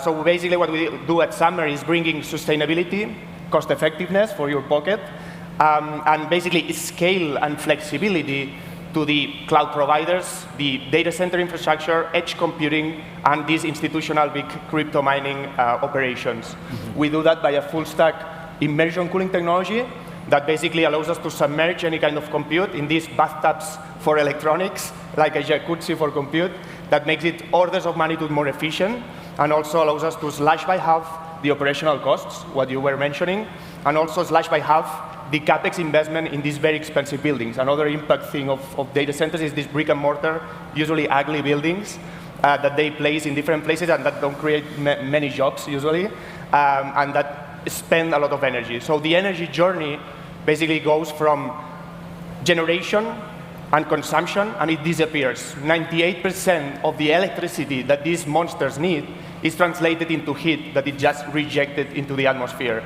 So by having a full stack liquid cooling technology like ours, what we can do is grab this heat and reuse it and transform it for other purposes. So closing the loop and empower the circular economy. All that without wasting water, empowering the circular economy, and also with an order of magnitude more density. So what you would have in 10 or 20 racks, you can have it in one of our tanks, and also at scale. So we are working with the top 3 hyperscalers.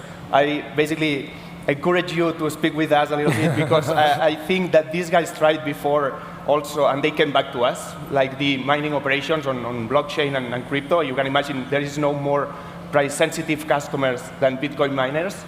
And these guys tried themselves, and they came back to us because of the scalability and the form factors that we can do, up to the edge computing and on-premise facilities, up to the hyperscale, and anything in between. So this is what we do at Summer. Okay, and you talk about your clients, you talk about the mining and crypto, and the potential future clients. But what are those clients of yours really implementing to optimize the energy consumption or to maximize the energy efficiency? We have very creative customers, very geeky type of customers, and we've seen many sort of things, but as I was mentioning, closing the loop in the energy, making data centers or transforming them from a villain that sucks energy and space to a hero that provides energy for the local community. So basically, what we have is data centers, for instance, in the Nordics, doing cloud services and reusing the heat for aquaponics. This means growing plants on liquid, or farming, basically cultivating eggs and so on. We also have deployments in Texas, where usually in Texas there is a lot of oil and gas industry, and they have what is known as flare gas. It's a byproduct of the oil industry. It's energy that is just rejected in the form of gas that it's burned in these chimneys. We can grab this energy and transform it to electricity and then reuse it for our efficient, basically, tanks for Bitcoin institutional mining operations, and then bring this energy again to farming facilities and reuse it for other purposes. There are also others that use poo from pigs in farms to generate electricity and feed it efficiently to these tanks, and then create coins or cloud services.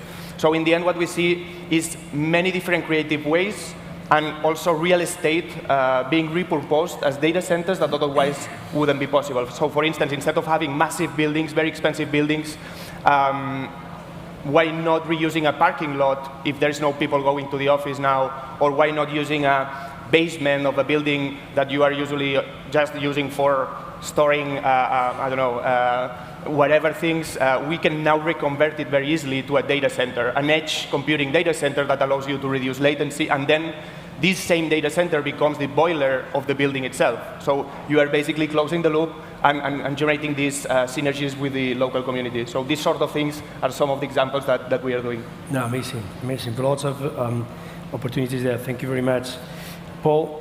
Now we're moving to Francois, who is a solar expert and a blockchain and cryptocurrency pioneer. He's been for many years now in this field. And I was personally very interested because I wasn't aware of this project or company, which is SolarCoin. And I would love to explain here our audience exactly what you guys are doing. But the first question when we met is, okay, who can benefit from this SolarCoin? So it's about big solar installations, like utility scale, or it could be also for residential rooftop solar owners. Well, thank you very much for having me here. And I want to continue the chain, actually, because you've done a great introduction, obviously, on the solar side. We've continued with data centers and the consumption and the solution to that, but then the problem of Bitcoin mining and blockchain technology. And so we continue the chain here, and we continue afterwards, actually, so it's very cleverly set up. I want to say that what we do with SolarCoin, we use the world's most efficient blockchain out there, which currently uses about 20 megawatts of solar of energy on a yearly basis. So just to put things in perspective, 20 megawatt hours is a factor more than 1,000,000% of what the Bitcoin blockchain does. So there's a lot of discussion about, what could we do if we grow big, grow more. Well, we do exactly that with something which is far more efficient than. We tend to see Bitcoin obviously as a huge big brother for us. It's a big tree in the forest. And we're just with SolarCoin, our SolarCoin project, we're a small bamboo shoot which is sprucing out in the forest of cryptos.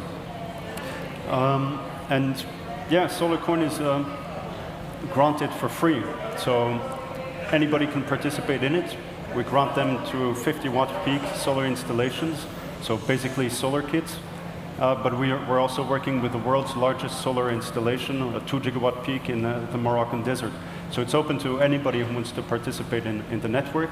It's a free rewards program, and for solar power producers and prosumers alike.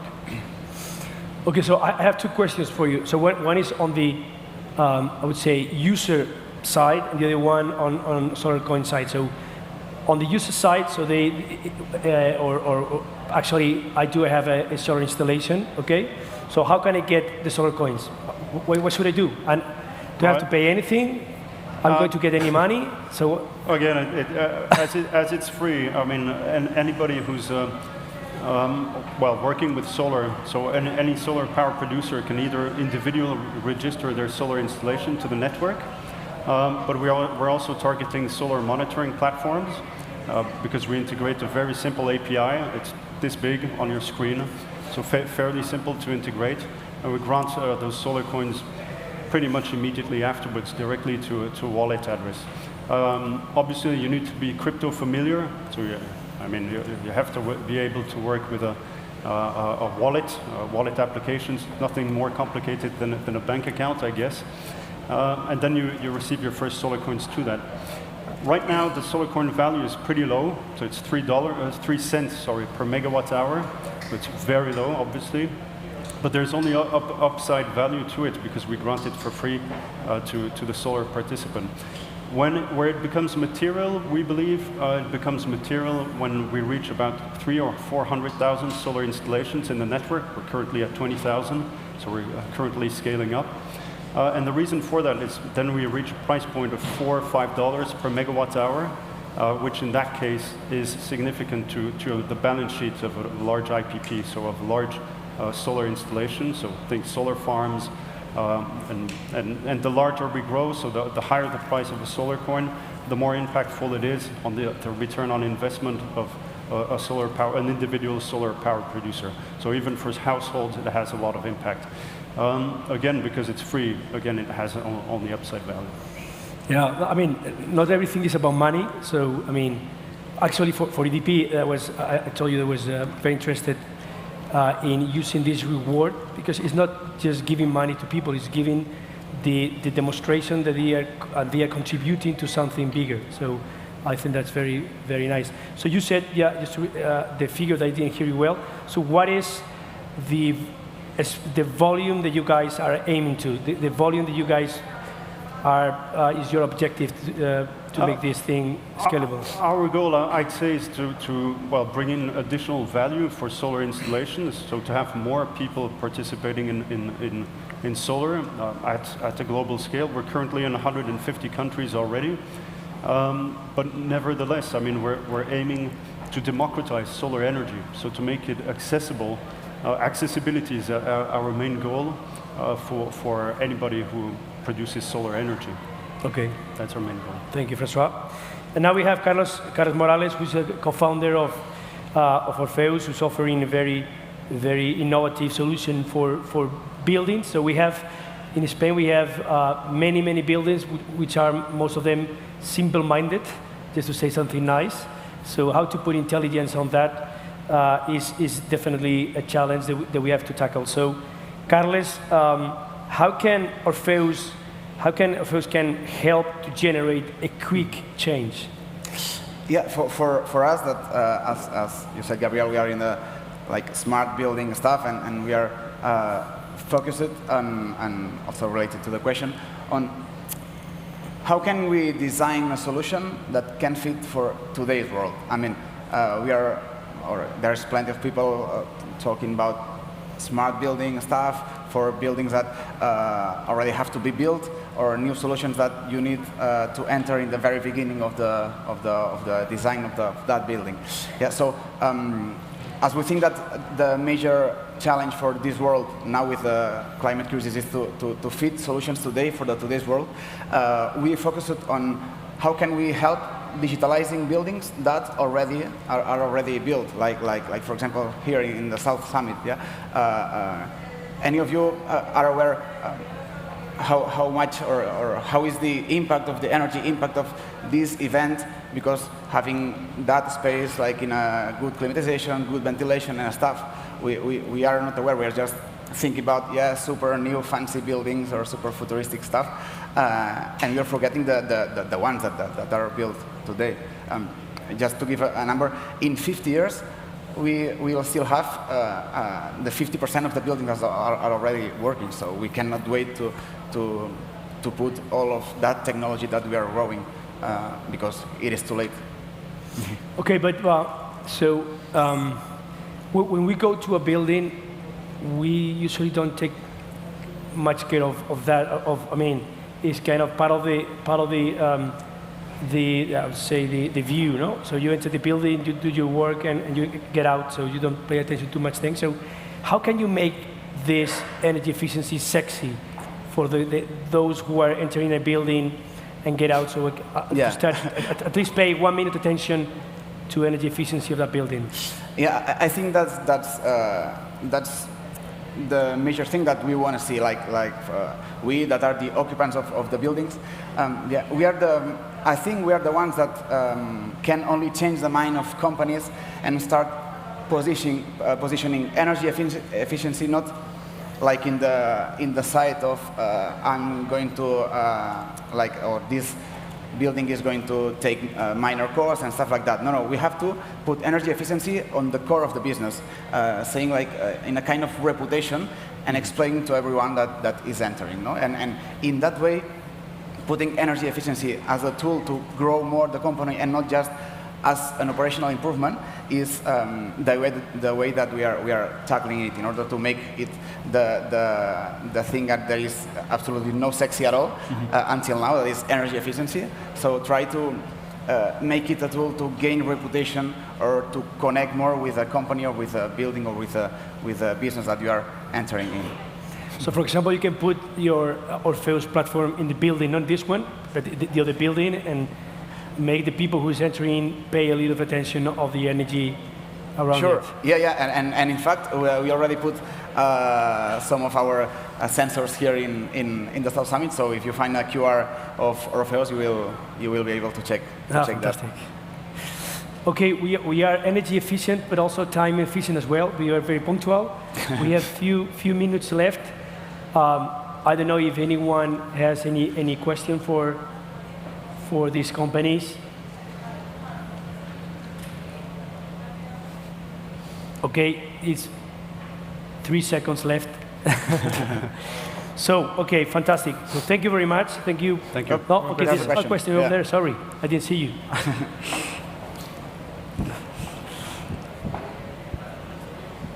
Hi, I'm Thomas from Air Team, and I have a question to you, Gabriel. So solar has been around for so long, and I know there was a peak about 10 years ago, and I think we are getting up there again. So what's, in your opinion, still holding back solar to power the whole world? Wow, that's a nice question. But I was the moderator anyway, but I will answer your question. So, I mean, at least in Spain, we arrived to solar talking about distributed solar, so rooftop solar, we are arriving 10 years late because there was a regulatory barrier.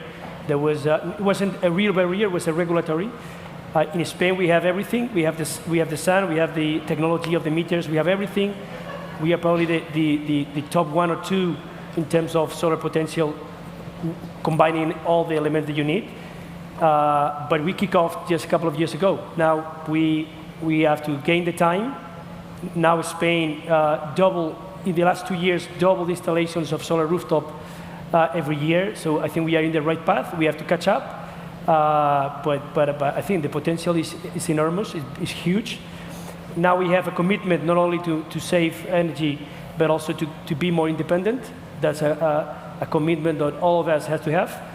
And I would say that this is not anymore an obligation of governments and big companies like EDP. Is an obligation of any of us as end consumers. You can put your solar in your household, in your building, in your small company, and can you even put a battery and get 90% independent from the grid? But you don't need to wait until 2030. You can do it next week. So anything. Again, we are a bit late, but we are running very quick in Spain, so I think we should catch up quickly. Cool. Maybe the same question to you, Francois, because you said you want to democratize solar in the world, so I think it's such a great technology because the sun is for free. So what is really holding it back? I think overall it's only 17% coming from renewable energy. I think some countries are a bit ahead, but what is holding it back?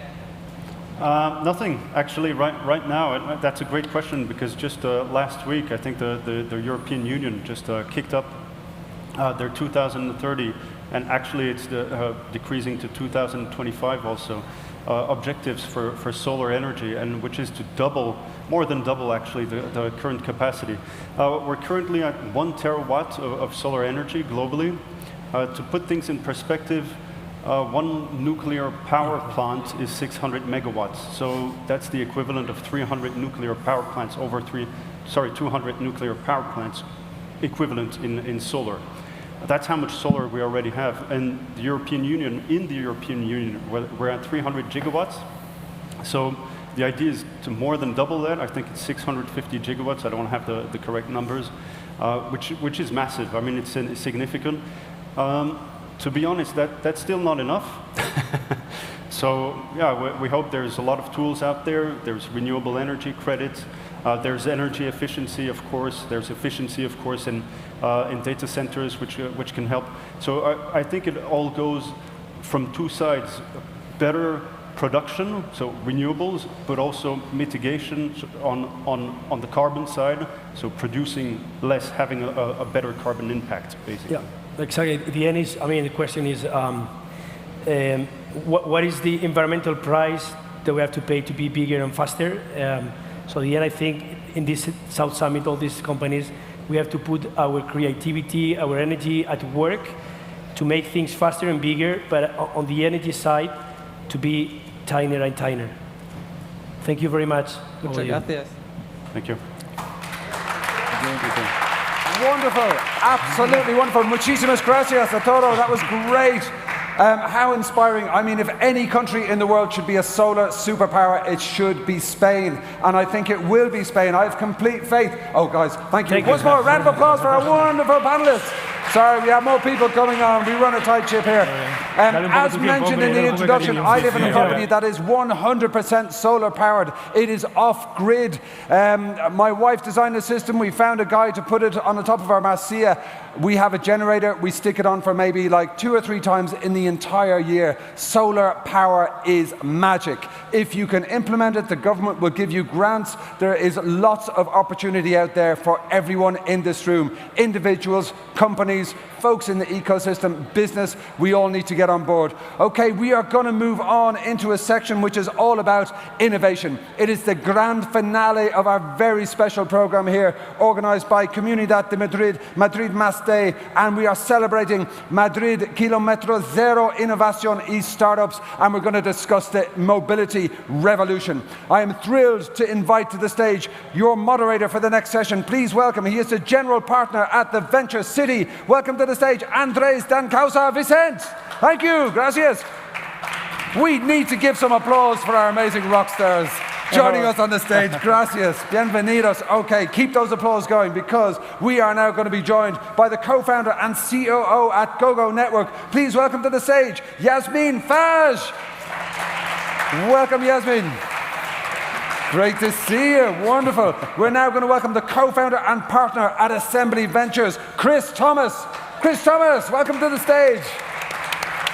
Awesome. This is a grand finale. We need to keep those applause pumping. Now we are going to welcome Traffic and Infrastructure Business Director at Indra. Please welcome Manuel Lopez Villena.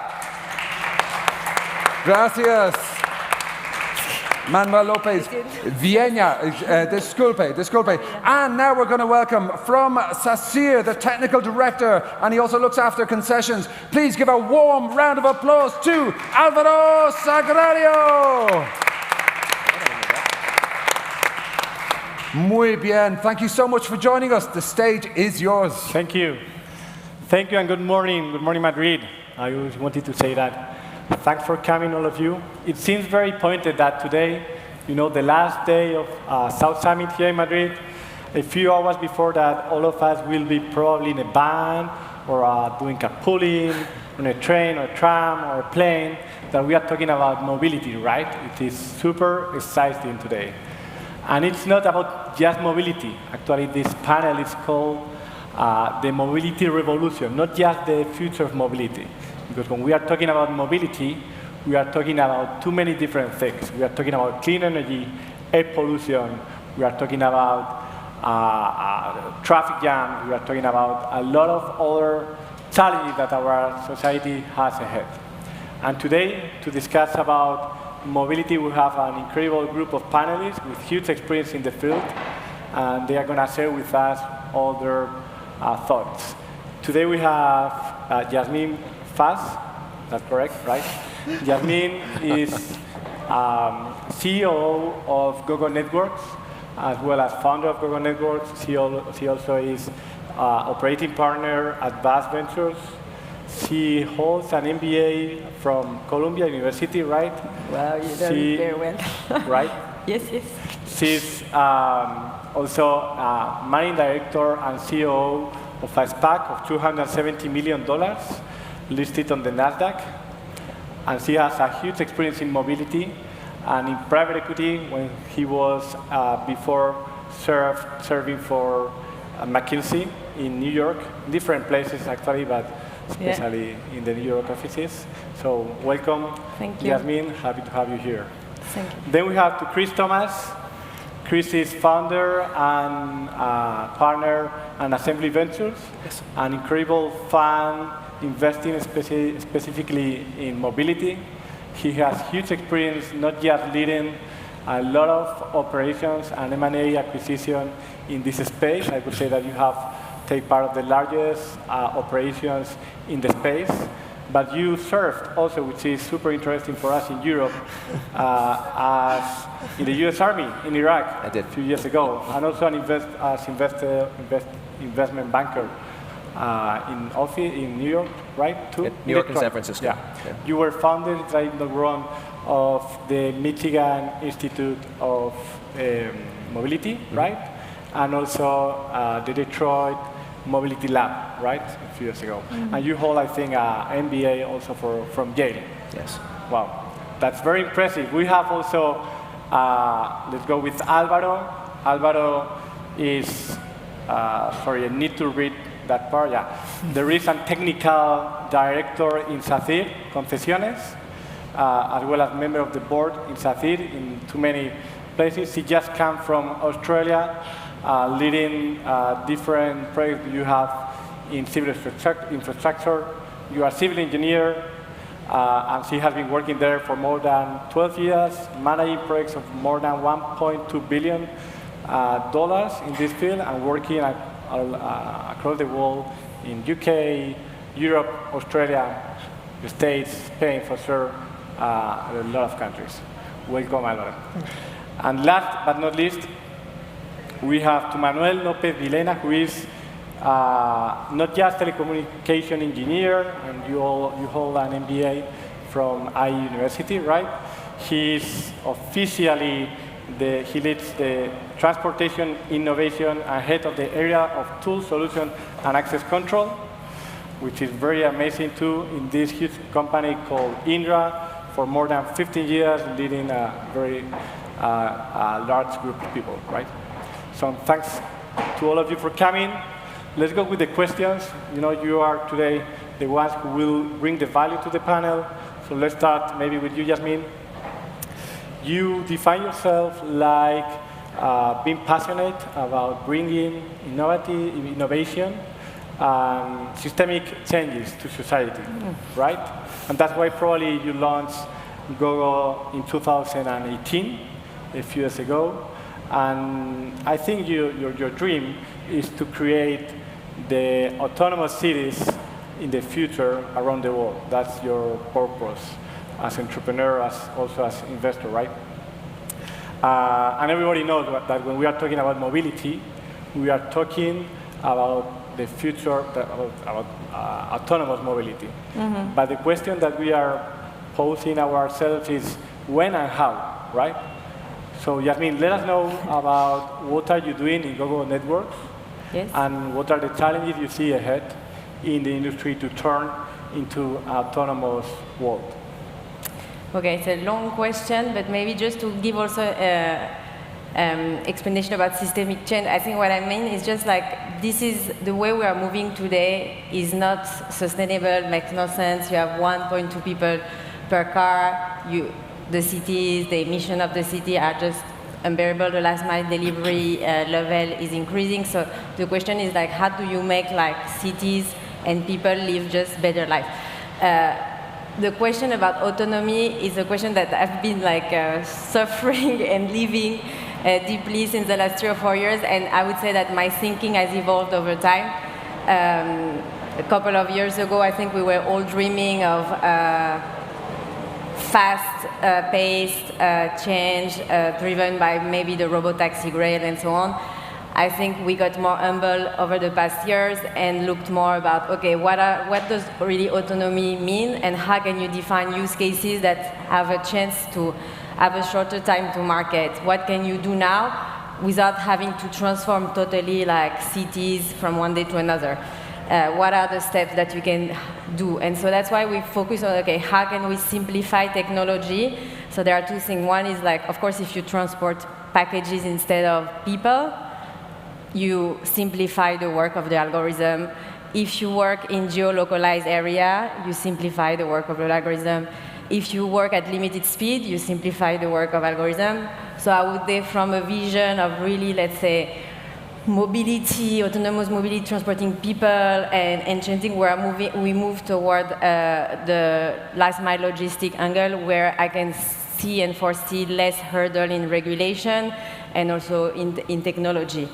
And when and how all of this wave will happen, I mean, it's a guru question that I always ask to anyone I meet that knows about the space. Everybody has different answers, but I think that it will depend a lot on geographies also. Like if you look at cities in Europe, that they are just harder sometimes to navigate than like new cities in Asia or in the US.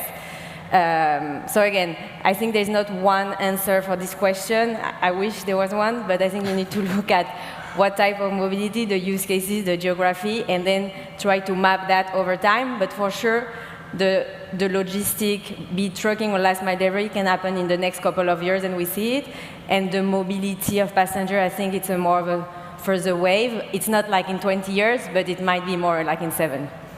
Can I tack on to that? Is that all right? So I think that I totally agree with everything you said, but one thing to keep in mind is that this is already happening, but it's in fits and starts. Exactly. And so to your point, I had the pleasure of being an early investor in 2 companies, Nutonomy and Gatik, focused on the movement of people and the movement of goods. And Nutonomy is now Motional, a multi-billion-dollar joint venture between Hyundai and Aptiv, deploying and taking people on autonomous rides in Las Vegas. You have Cruise that's certified in San Francisco. You have Argo that's in Miami. You have Waymo in Phoenix. Yeah, exactly. You have people in Singapore. But what I mean, when we're talking more about transformation of cities, I think we're talking more about scale. Totally agree. And I think now we are in this moment where we're seeing this pocket of innovation with the service that we see, but really getting this scale, we need a couple more years. And I love what you said about logistics, because I think people always think of autonomy and they're thinking of like you and I moving. Yeah. Logistics will be the first mover. Right now in Texas and Arkansas, Gatik is moving goods in box trucks from warehouses to grocery stores and other areas every day. It's amazing. So I think that's spot on. Yeah. Great. Chris, you can invest then. Yeah. Actually, I think you were working on it for a lot of years. So probably, Chris, I was studying your framework, the one that you use to breaks the mobility world, right? You have like 3 layers. The first one, I think, is infrastructure. The second one is systems, right? And the third one is application. Can you elaborate a little bit more on that field and actually let us know more about Assembly Ventures? Yeah, sure. And so every revolution starts with a small amount of diehards. So all of you that are here listening to us today, you believe, which is amazing. So everyone, I'm sure, in this room is familiar with CASE, Connected, Autonomous, Shared Electric. That has been the framework for the last 10 years, created by some savvy consultants at BCG and some German automakers. I met the German automaker that claims he invented it. You did? Yes. You can tell them that I think it's a huge mistake. Okay, thank you. And the reason I say that is because I think it served a really useful purpose, but it's a convolution of business plans and technology platforms that don't scale. They don't maximize value for the young companies and for the legacy incumbents. So we stepped back and said, what is the right framework? So we put something forth called ISA. Infrastructure as the bedrock of future mobility, the digital and the physical, and the way in which that's going to evolve, not necessarily as something that's going to, in and of itself, move autonomy, but it's going to be a redundant system and a complementary system. The systems layer that connects the bytes and the atoms, that allows for the digital and the physical to interact and kind of grow. And then the applications layer, which has customer interaction and monetization.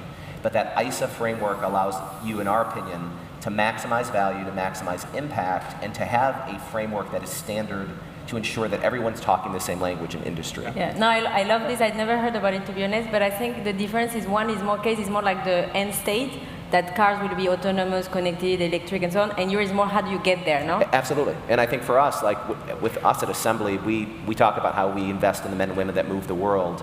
We say that because it's us in this room that will define where the world moves.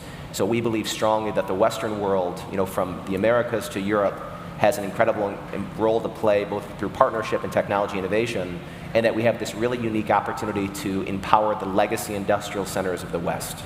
Yeah. So when you think about the Basque region, when you think about Turin, when you think about Stuttgart, Detroit, Pittsburgh, Tokyo, Seoul, if we innovate, invest in technology, and strike great partnerships, we will win. But we need to make sure we have the legacy operators at the table, and your businesses, I think, are going to be a huge role in that if you make those right partnerships and technology enablements, but you're already doing that. Well, I always say that the technologies is a little bit in front of the key use of the user and so on. Yeah. But we need not just technology, we need the cooperation between all the stakeholders, we need the laws to be able to produce mobility with vehicle connected and so on, not just the technology. Technology is there, we can use it, but we need the rest of this, let's say, environment of the mobility working together. Yeah, correct. Actually, Manuel, you have an incredible view of the industry, right? You're in the spotlight, you are seeing a lot of trends, and my question for you would be, what are the trends that, actually, if you can let us know, what is the trend that your team is working on right now? Also, would be interesting to know what trend do you think that is just BS, let's say bullshit, And the third one, what trend for you is so interesting that you would personally invest in? If you are allowed to say that, by the way. For us as Indra, we are a technological, in Indra, we are a technological company, so the technology is very important for all our projects. Sometimes people ask me, when I think the autonomous vehicle is going to be, let's say, in a massive scale in the roads, I say always, I don't know. But today we are working in several projects in the States, in Australia, in the UK, just using little cases for connecting autonomous vehicle. It's not going to be that you can drive your car from here to here in autonomous way during all the time, but in some part of the highway, for sure you are going to be able to drive in that way. So we are working in this kind of project, just integrating the, let's say, normal driving with autonomous and connected driving all together, because but this is more assisted driving for me, because I think if it's level 2 or 3 of autonomy, you still need a driver, which is how do you make the, but it doesn't solve, like the real revolution for me is level 4 when really there is no driver, because that's where the economics are incredible, and that's really where it totally changed the paradigm. When all these things about like that the OEMs are doing and claiming it's autonomous, or even like Elon Musk with the Tesla assisted driving, it's not autonomous driving, it's assisted ADAS. Yeah, well, for sure. I mean, for me at least. No, for sure. 2 days ago, I was reading a newspaper and it was saying that we pass for transport things with horses to transport things with cars, let's say, in a period of 30 years. Yes. It was a middle period that things were transported by horse and the same time by cars, with motors, let's say, right? So we are going to. But I think it's a great comparison because I always think it's the same level of transition. It's not that the horse suddenly is transforming into a car. So a car is not slowly transforming into an autonomous car. It's just a different animal that has the same name. And I think the comparison that you just made is bottom. I feel like I'm at a really good tennis match right now. Sorry. No, this is good. Let's break the match with Alvaro. Alvaro, what is it?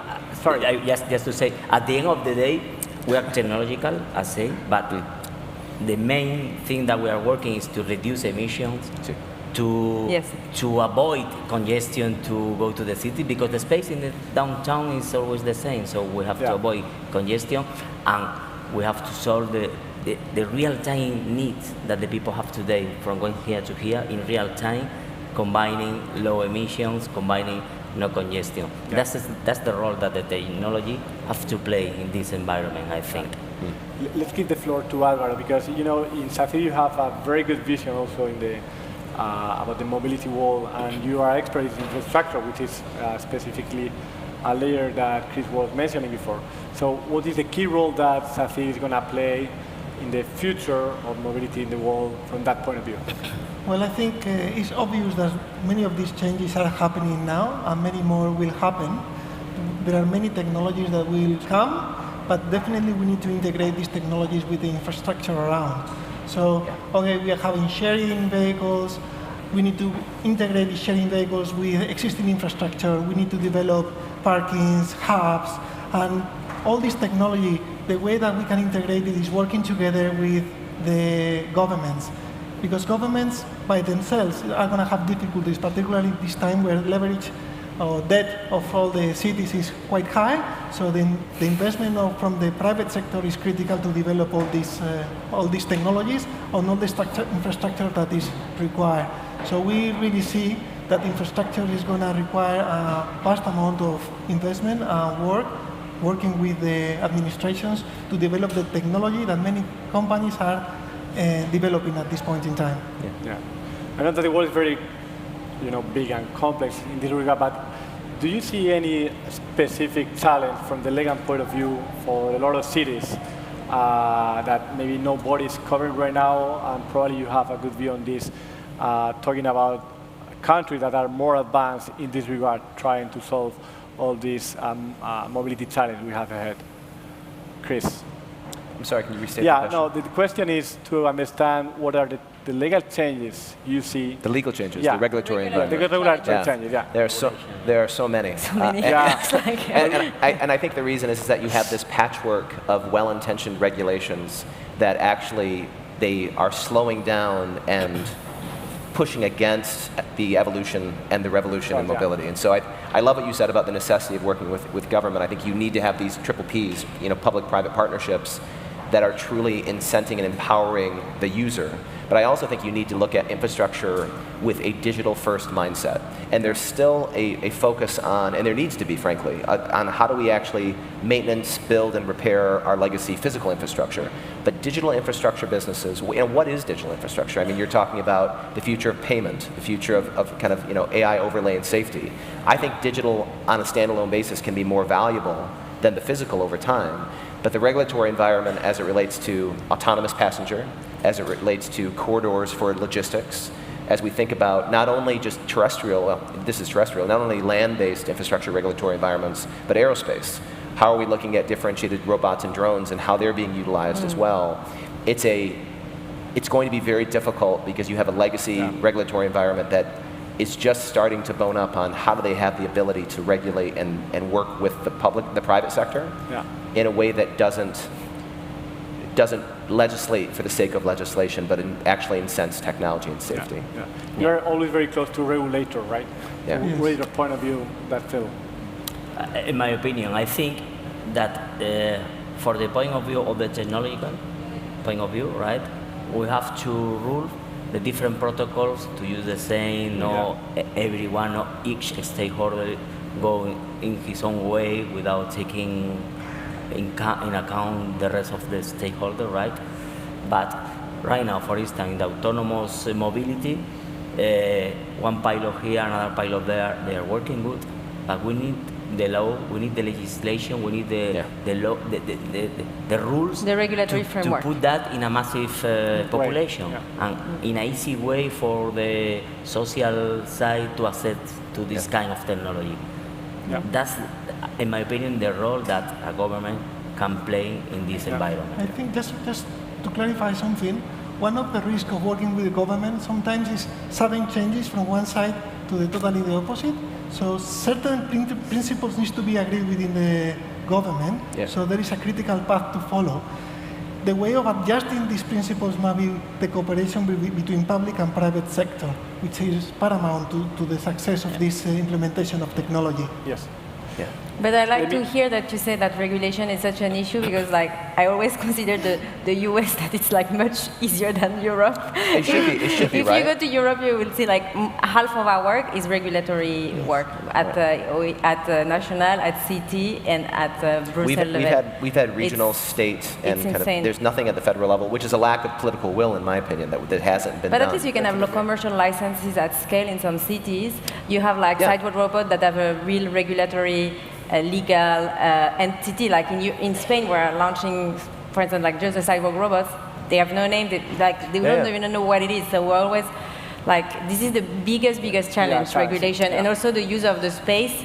Especially for you in your, for all of you. For everybody that wants to work and really importantly, when you juxtapose this to China, when you look at the broad deployments, just based and the Fiat. willingness to go. Absolutely. Like we have to have a general framework, and if we have one in the Americas, if we have one in Europe, innovation will grow tremendously. Deployments will grow tremendously. Because we can get scale. Otherwise, it's just pilots. And it's a growth opportunity, and it's a leadership opportunity that right now we're passing on, which is a shame. Let me pick your brain a very interesting point. I would like you to picture yourself in 10 years down the road, okay?